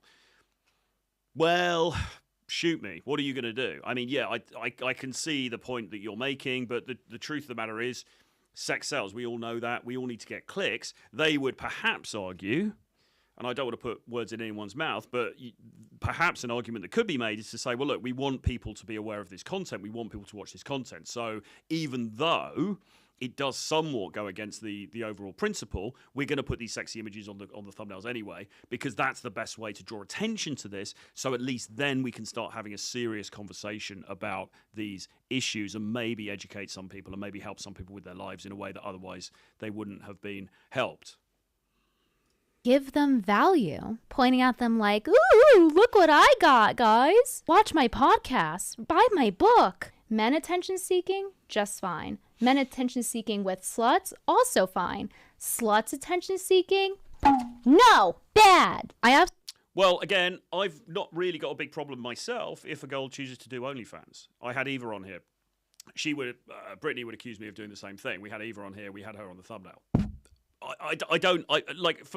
For me personally, what does it matter to me if that girl, Eva, or if anybody else I know is doing OnlyFans or they're doing adult movies? It doesn't matter to me as an individual one iota. Now, you could say, yes, but what about the ramifications for Western society and all that kind of thing? Well, you know, as I said, really, I'm an individualist, right? I'm going to be dead in a few years anyway, so I'm not really that bothered about Western society. But for the rest of you, what I would say is, realistically, is watching these videos and getting super angry on the internet going to change anything? And the answer to that is quite clearly, no, it's not, okay? You're not going to change the tide of the culture, all right?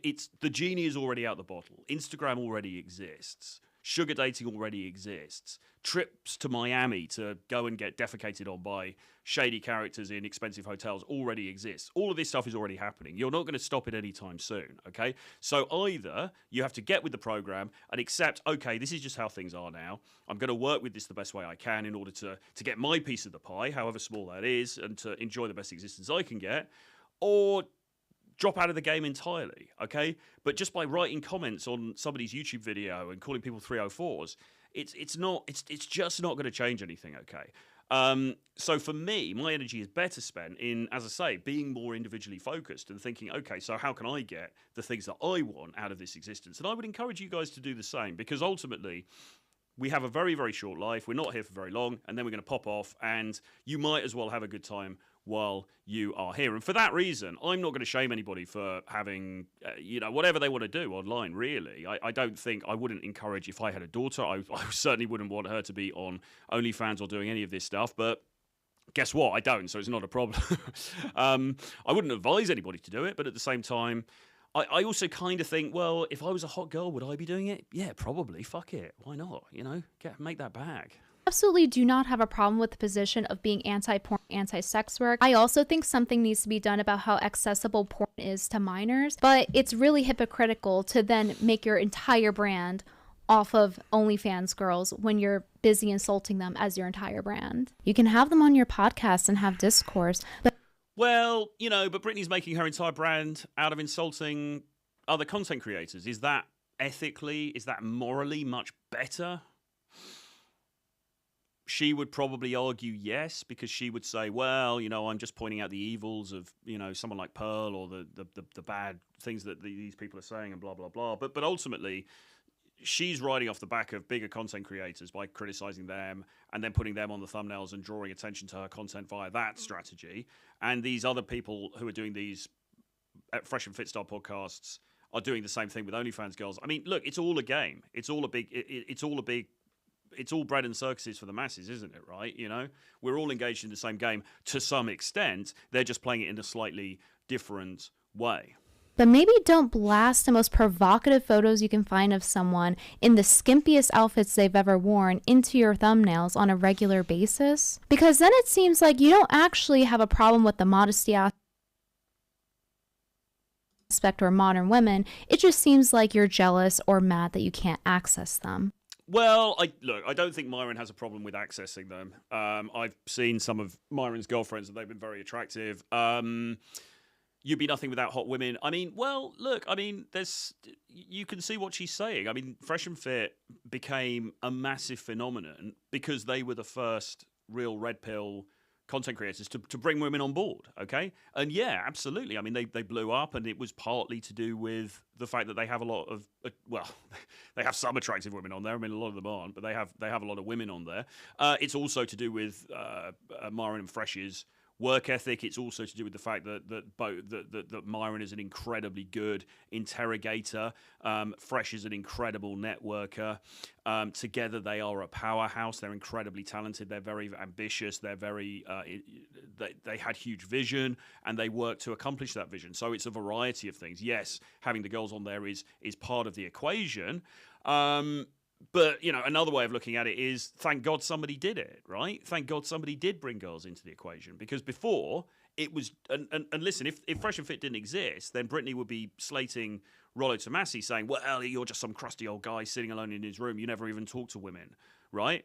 What Fresh and Fit did, what Myron did, which is Mark, was a sea change, was actually bringing women on and saying, okay, let's sit down and talk about this. Isn't that to be applauded? Isn't that a good thing? The fact that they then put some of them on the... And listen, I've been on these shows. These girls turn up and they're wearing skimpy outfits anyway. It's not like they're being compelled to, it's not like, they're sort of being somehow...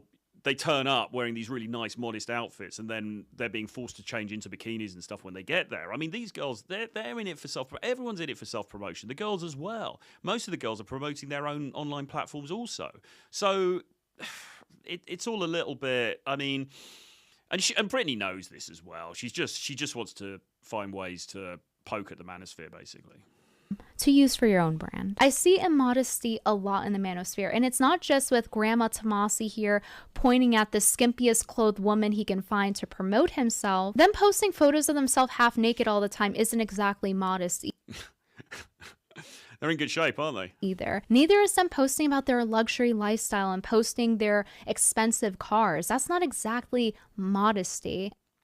Well, no, but it's something to aspire to. It's aspirational content, okay? It's something for young men to look up to, and it is needed, right? Because a lot of young men are just sitting there metaphorically or literally in their mother's basement eating Cheetos and getting fat and not doing anything, okay? And the one thing you can say in favor of these guys, these role models, one of the things you can say in favor of them is that they are presenting like that. They do work out. They do keep themselves in great shape. They do go out there and hustle. They make money, okay? And the fact that people are being encouraged to do that, I think is a good thing. I don't think you can say that's a bad thing. And modesty isn't just about the appearance. It's how you present yourself as a person. That's why I say it's not about modesty. It's about control. It's okay when they do it because they're hypocritical. And no other aspect of modesty matters, I guess. But no, they're red-pilled and they hate those thoughts. It's like, no, you just hate the ones you can't access. Well, I mean, as I say, she is homogenizing everybody, isn't she? She's putting everyone in the same group. I personally don't have a problem with girls doing OnlyFans or whatever they want to do. If that's what you want to do, knock yourself out. It's fine. You may find that it causes you problems down the road in terms of, transitioning out of that life. And I certainly have friends who have worked in the adult industry in various ways, and they try to transition out of that and they find it difficult.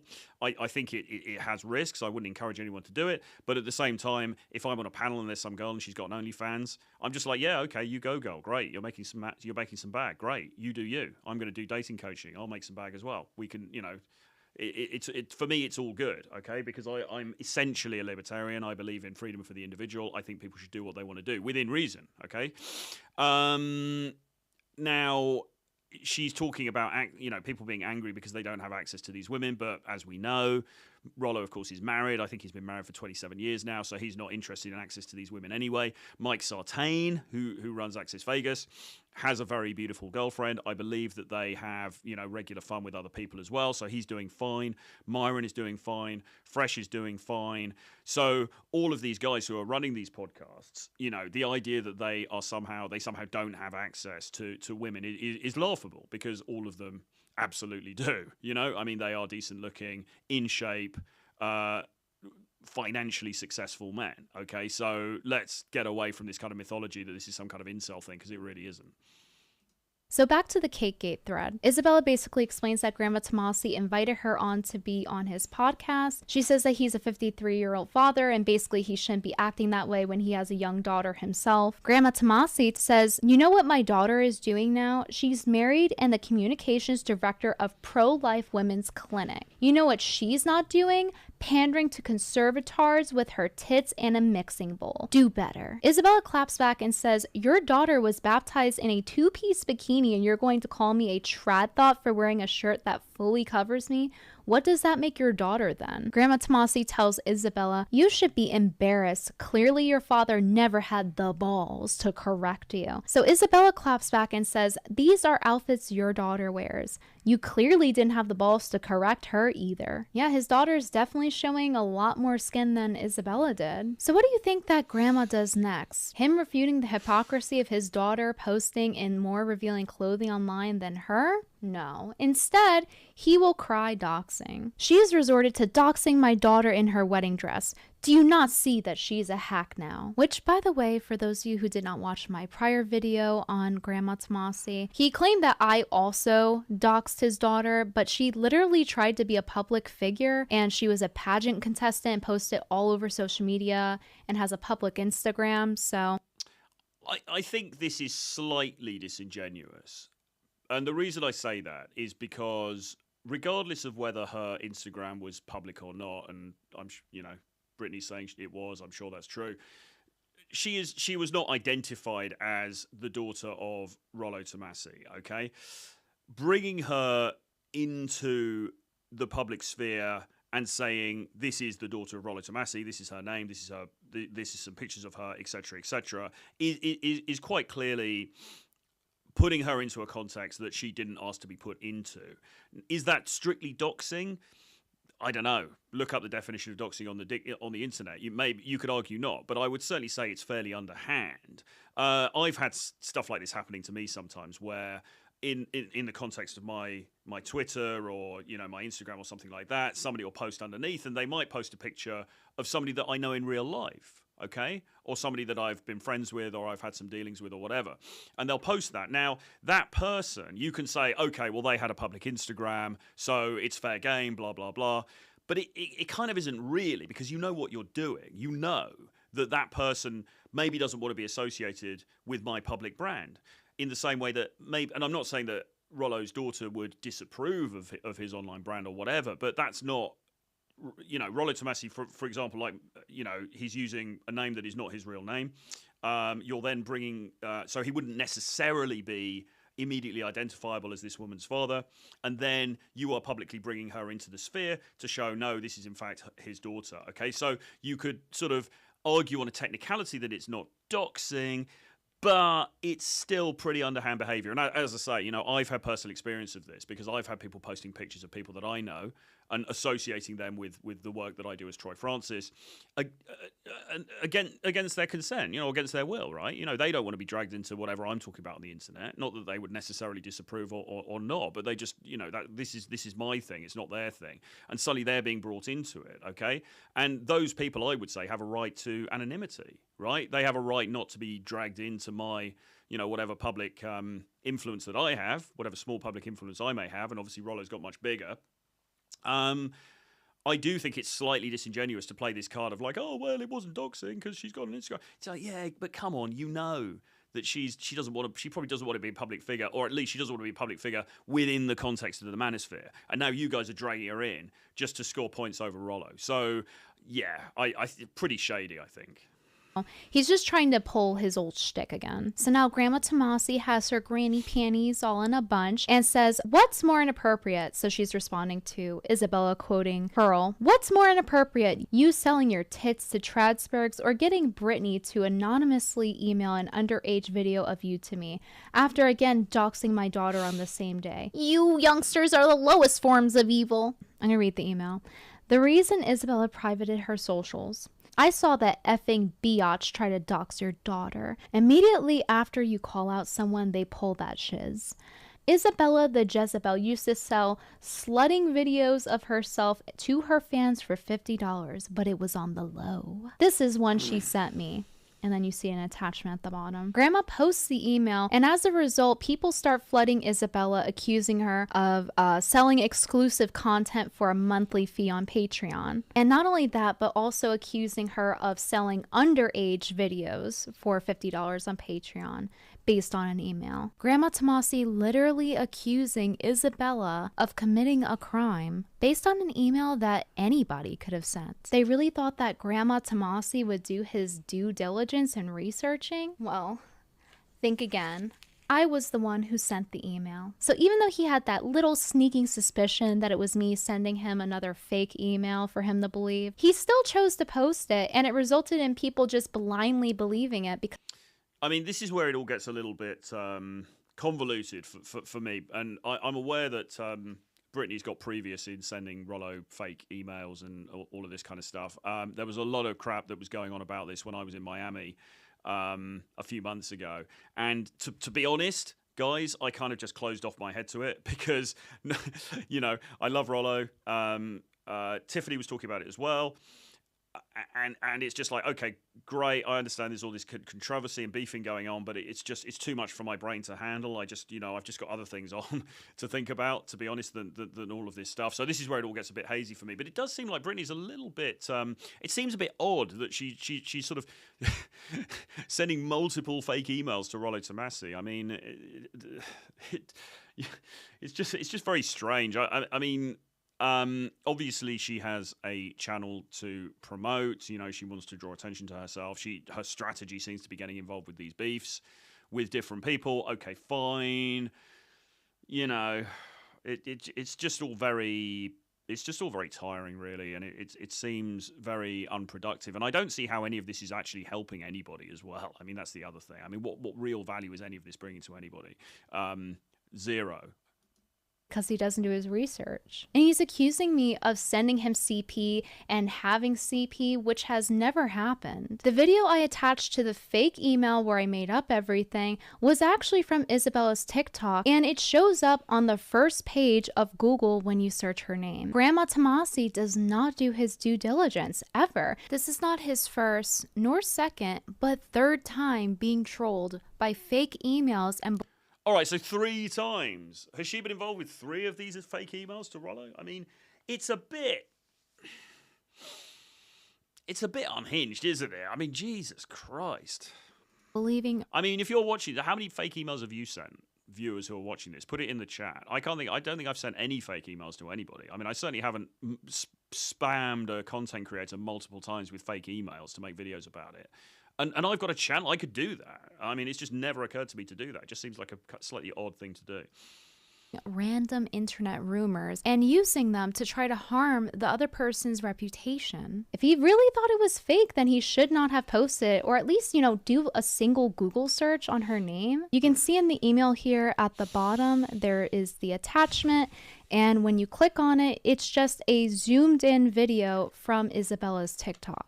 What is he talking about underage video? I got the TikTok video from literally the front page right there, front page of her TikTok. It's so funny that Grandma Tomasi is now paranoid about every email he gets, which he should be. You should be doing your due diligence. And he has shown that he does not care. He just likes to spread rumors and be a gossipy grandma. Grandma Tomasi will actually spread any fake news he finds if he doesn't like. I mean, gossipy grandma. I mean, what's funny about Brittany, right, is so with my ex-girlfriend, we always used to watch, or she always used to watch Gossip Girl, and she'd get me to watch it as well with, what's her name?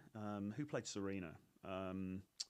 Anyway, guys, that show Gossip Girl, which I actually quite liked. I mean, my girlfriend was a big fan. And Brittany Venti sounds exactly like the anonymous voice on Gossip Girl, who's reading out, oh my God, guys, you'll never guess what happened to Blair Waldorf. Brittany Venti's got exactly that voice, particularly when I was listening to her video on ×2 earlier. Like the person. He responds to this person that says if he has an issue with the way Isabella dresses, then he should have an issue with how his own daughter dresses. And then Grandma replies and says the fact he's reporting her. And the gossipy grandma is his daughter. It's refused to take down a video of an under that was in the first Pearl video that I made. That guy who put her in a refused to take down a video of an underage girl that she was right. I'm speeding on a bit now because this is just getting we're getting too much into the weeds of this stuff now. But she comes on to talk about me now. Interviewing and asking inappropriate questions too. Even after her older sister came on Twitter to complain and tell Pearl to take it down. Some of you may remember Pearl's stylist. Yeah, there was that whole thing. So Pearl had asked some questions of a girl who I think was a teenager at the time. They weren't inappropriate questions. In fact, Pearl was standing in front of a stand that said, come up and, we're talking about, I think it was something to do with abortion or something. So that's a misrepresentation because the questions weren't inappropriate. It was just, and that whole thing was blown out of all proportion as well. Who gave her horrible fashion advice that was in the first Pearl video that I made. That guy who put her in a garbage bag and told her she looked good. Here we go. We're talking about the garbage bag again. We're back, guys. We're back. So now Pearl's personal stylist, who's... I'm not Pearl's personal stylist. Jesus Christ. Oh. I mean, maybe I get paid more. I don't know. Supposed to be like this base red pill manosphere guy, is doing content with this porn star. And they have a whole scammy pyramid scheme looking website that says like, join now just for... Okay, so a couple of points here. So firstly, Brittany is lumping me in with her perception of every other manosphere, red pill guy, whatever that means, and assuming that my standpoint here is that I think women should not be doing adult content work. I think that's what she's saying, right? Because she presaged this whole thing by talking about how the manosphere shames women for using their sexuality commercially, and then they profit off it. And I believe the reason she's now talking about this is because she's accusing me of doing the same thing, because she's saying, here's this red pill guy, he's better be super based, blah, blah, blah, and he's working with this porn star. Actually, the reality is, like I said, I don't really give a monkeys if a woman does adult work or not. I think that's her business, okay? In many ways, the current state of things out there is pretty good for me because I'm a single dude, I'm a bachelor, I go around and I have fun in different places in the world, and the licentiousness of the current dating scene is actually quite conducive to that, okay?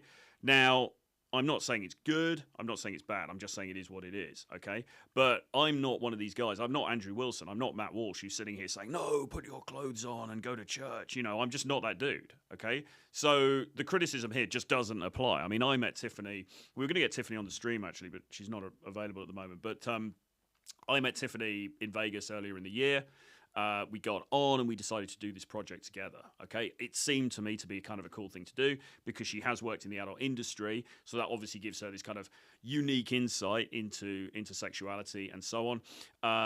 I kind of wanted to do a product or some sort of course around sex, but I'm not, you know, the expert to do that. So to get her on board, I thought was a pretty cool idea. Plus, she's a good content creator. She speaks well. She's great in front of the camera. She's funny, blah, blah, blah.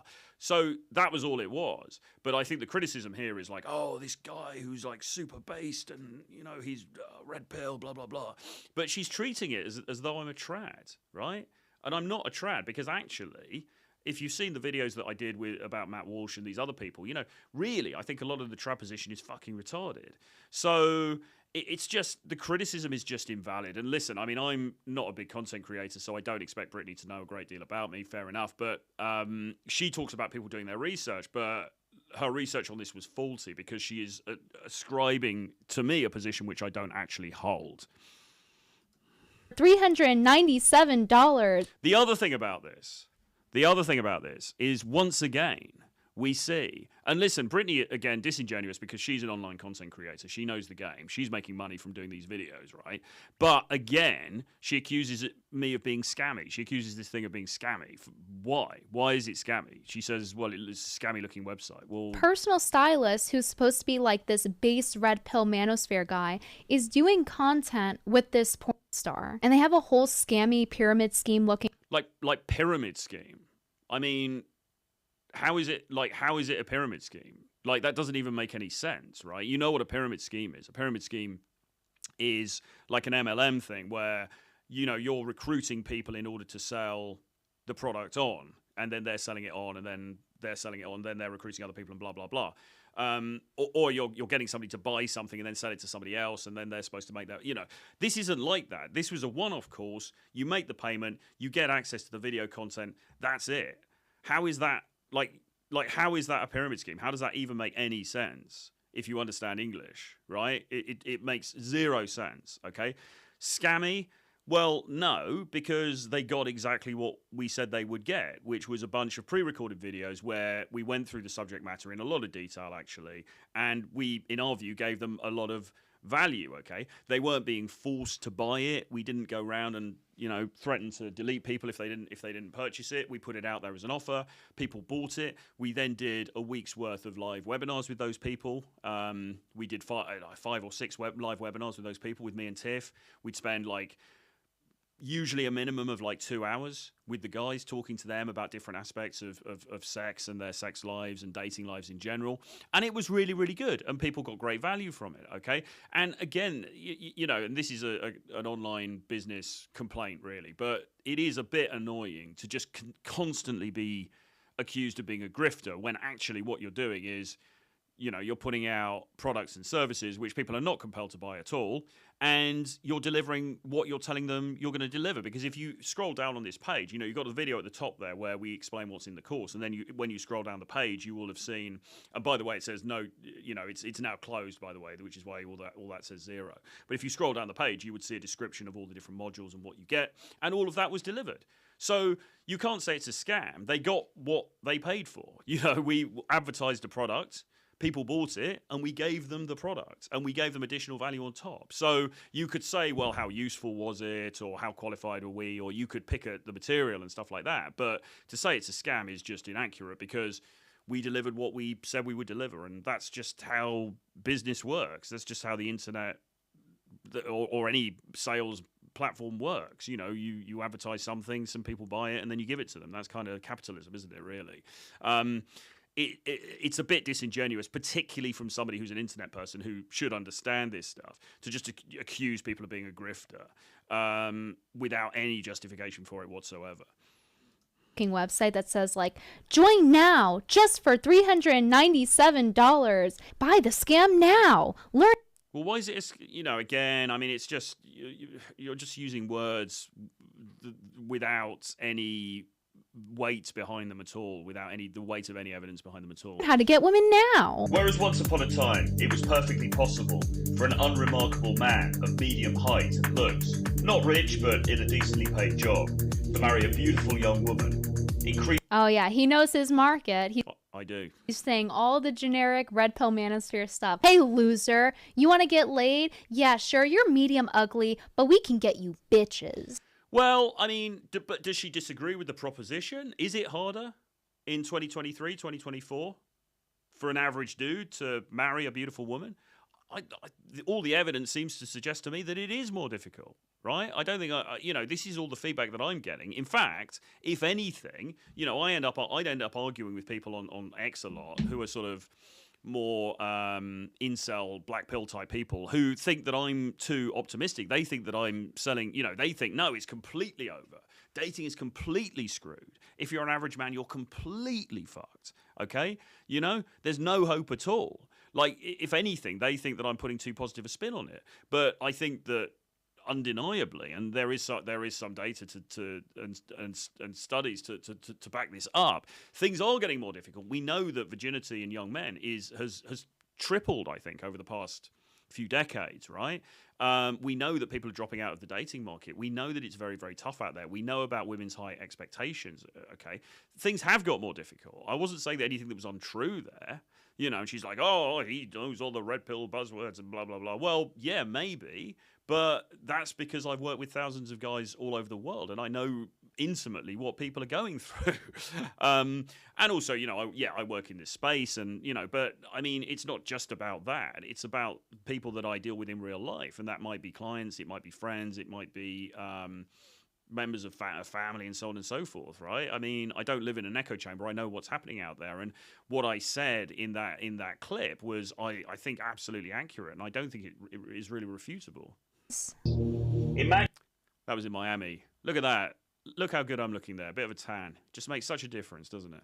Having a world-famous porn star and a world-famous dating coach in your corner as your coaches, wingmen. Imagine having a world-famous porn star by your side, like me, who's only here because she needs promotion, because well, it doesn't matter why she's here. She's here. I mean, like, the question is not why she's doing it. She might be doing it because she needs promotion. She might be doing it because she needs money. She might be doing it for, you know, any number of reasons. That's not, like, why is that material? The issue is, what value does she bring to the table?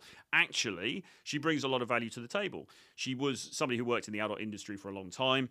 That's obviously, you know, a bit of a selling point. But on top of that, she's empathetic. You know, she understands about relationships. She understands about the red pill. She understands about dating. She understands about dating from a female perspective. She understands, obviously, about sex from a female perspective. This is all very valuable information that men can benefit from, okay? Why she's there? I mean, we're all here for a reason. You say, well, why are you on that stream? You're on that stream to make money from your ad clicks, right? Why am I sitting here? Well, you know, the same thing, right? We're all here for some sort of personal game, but that doesn't undermine necessarily the value that we are also giving to the people who are consuming the content.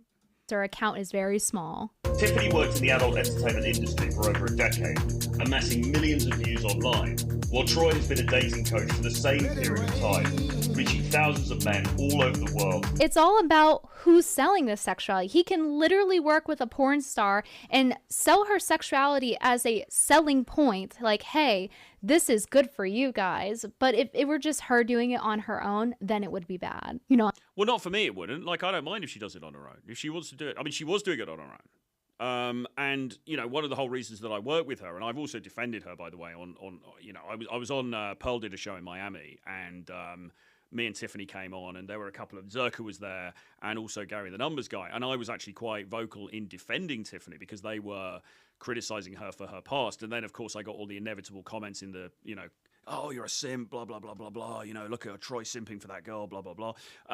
But again, you know, the reality was that in my view, you know, like I'm not saying that she made good life decisions. I wouldn't advise somebody to get into that industry, but I think she had a right to do it. I don't think she was hurting anybody. You know, they were making this argument basically that, oh, you know, corn is the downfall of the West and blah, blah, blah. I don't really believe that. You know, I think I'm not saying it's a great thing for society, but I don't think it's, you know, I think there are far worse things out there, to be honest. She did what she did.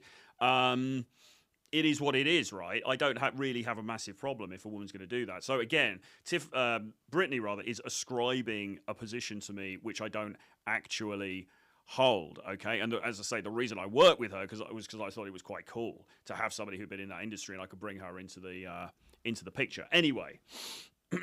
Let us have a look at some of the comments here. So that kind of finishes off the bit where Brittany's talking about me.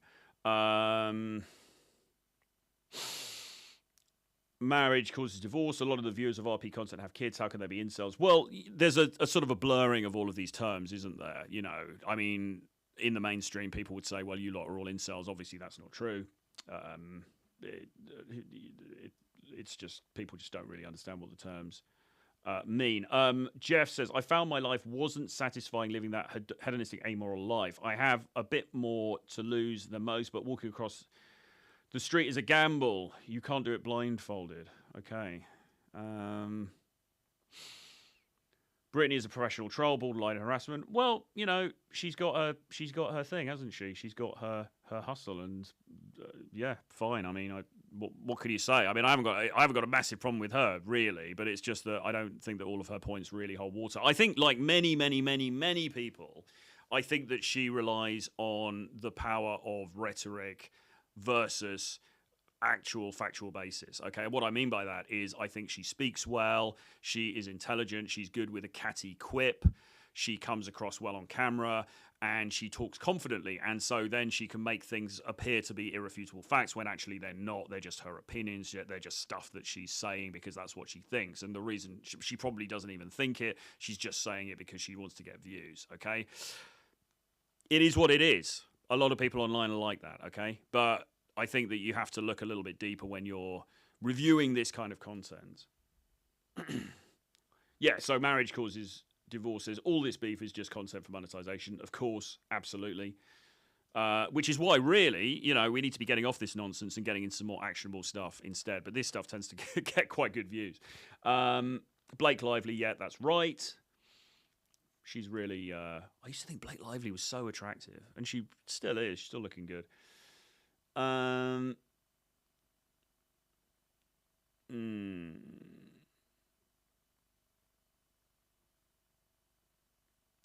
Brittany is the type of girl to go through all your stuff, your phone, your computer history. She should be a nightmare to divorce. Yeah, I don't know. I can't comment on that, but I remember I dated this girl a little while back, right? And she was just a nightmare, and we were going back in the cab, and she was asking me what I do, and I don't tend to tell people what I do. You know, I say digital marketing, and it's not just because I'm doing this. It's because I think actually talking about work in general on a date is pretty boring, and I try and steer clear of it. I'm a bit like, yeah, I do some stuff online. Anyway, so tell me about you. So you were talking about your art college. Tell me a bit more about that.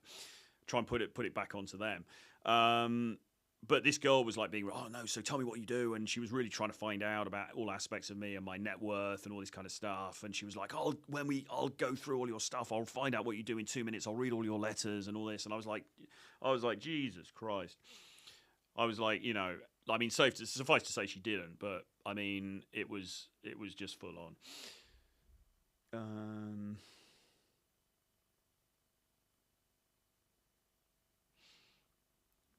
I don't simp, but I guess Tiffany knows what she wants, unlike Brittany, who runs around looking for clicks.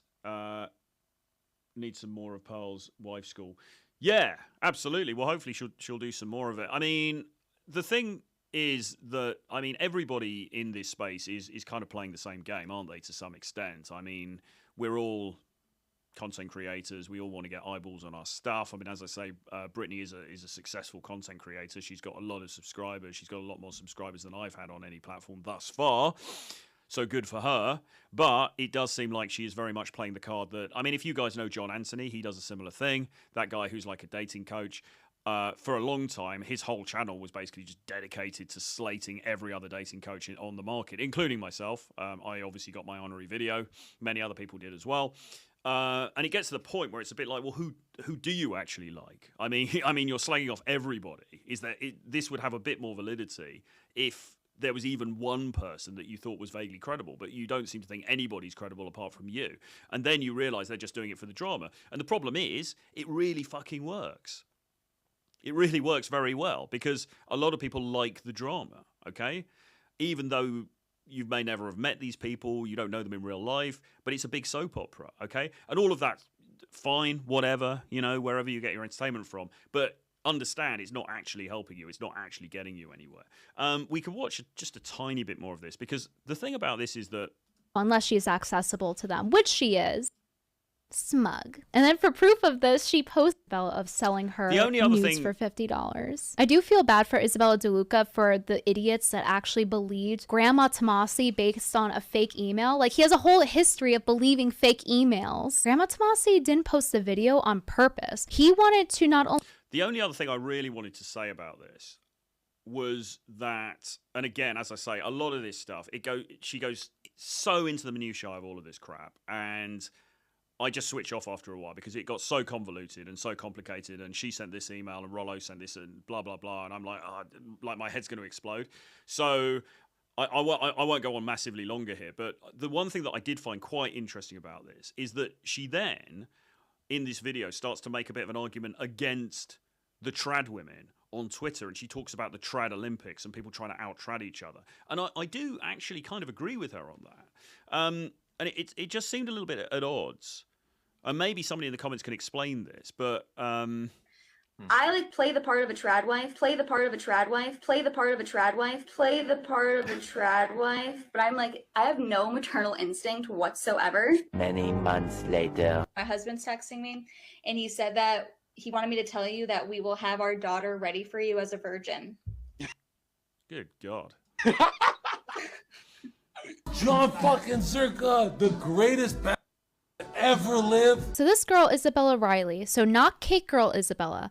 This is a different Isabella. She's part of this fake trad coalition. They all interact on Twitter. And these girls have a past too. Before I get into that, I just want to show the context of her hating on Cake Girl and saying, see, you can show a cooking recipe without her juggies taking up the whole screen. Get over her milky moo-moos. All this bazoonga kahunga hate as if implants don't exist. And of course, Pearl's in the reply. As you can see from this photo, Trad LARP Isabella is casting stones at Cake Girl for posting bikini photos online for everyone to see. Meanwhile, she did the exact same thing, and this is not the only instance. And yet here she is saying, why is it so hard for women to admit that they are purposefully wearing revealing or skin-tight clothing for male attention? In the photo I am blocking, it's her and the other girl in the photo with their asses showing in panties with writing on their thighs. This looks like amateur porn. And yet here she is on her pedestal talking down to everyone saying, how dare you wear a t-shirt? And so before the whole Cakegate thing, some months back, she said that they needed to attack her, literally commanding her followers. Yeah, I mean, I somewhat agree with this stuff because I think from the trad stuff that I see on, I mean, the whole trad thing is just ridiculous anyway, but a lot of the trad stuff I see on Twitter, it does seem to be these women trying to out-trad each other, you know, and it's like this Olympics for who is the most trad. And that seems to be a little bit ridiculous. And there seems to be a lot of hypocrisy in that as well. And another thing that Brittany goes on to say, or she says somewhere in this video, is about how judgmental a lot of these people are. And I certainly come up against that because, you know, if you say, well, you know, if you say anything against marriage or you make a joke about vasectomies or, you know, any of this crap, you'll get a load of trads piling on you.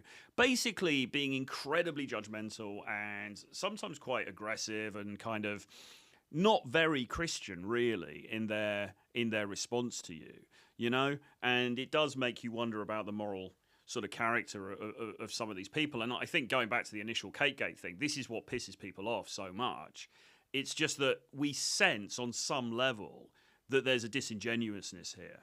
You know, we sense just on some sort of level that there is a double standard or there is an attempt to present a viewpoint of oneself that is actually not at in accordance with how one actually is. And I think that is what causes the problem for people. But it's kind of weird because on the one hand, the thing that didn't quite square for me was that on the one hand, Brittany seems to, at the beginning, she's sort of defending Isabella for the cake picture and saying, well, it's just a t-shirt and she's covered up and she's, you know, it's just because her breasts are large and all that kind of stuff. But then later on, she seems to be criticizing people on Twitter for engaging in the trad Olympics, as she calls it, which is surely what Isabella is doing. So I suppose, I mean, correct me if I'm wrong, if anyone in the comments can explain this, I think probably what it is, I think on the one hand, on the one hand, Brittany is saying she's kind of anti a woman being judged as a 304 just because she's got large breasts and she's wearing a t-shirt. So she's kind of being a bit like, okay, leave women alone. Don't just criticize women saying they're using their sexuality the whole time. But equally, she's also against the trad thing. I think that's it. I think she's got, like, there's two separate positions there. But it just seems slightly at odds with it, because if you've got a problem with the trad wars, why not criticize the trad lady with the cake, right? Or maybe she's just saying that's not the worst manifestation of it. I don't know. Anyway, my brain's going to explode. All of this is a load of nonsense. Let's see if there's any more comments.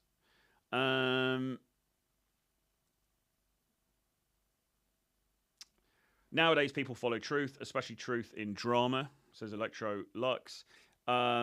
Jeff Childer says, I've known a few ladies who were in the sex trade. They needed the money. 400 a week versus 1,000 a night as a dancer was the best argument I heard.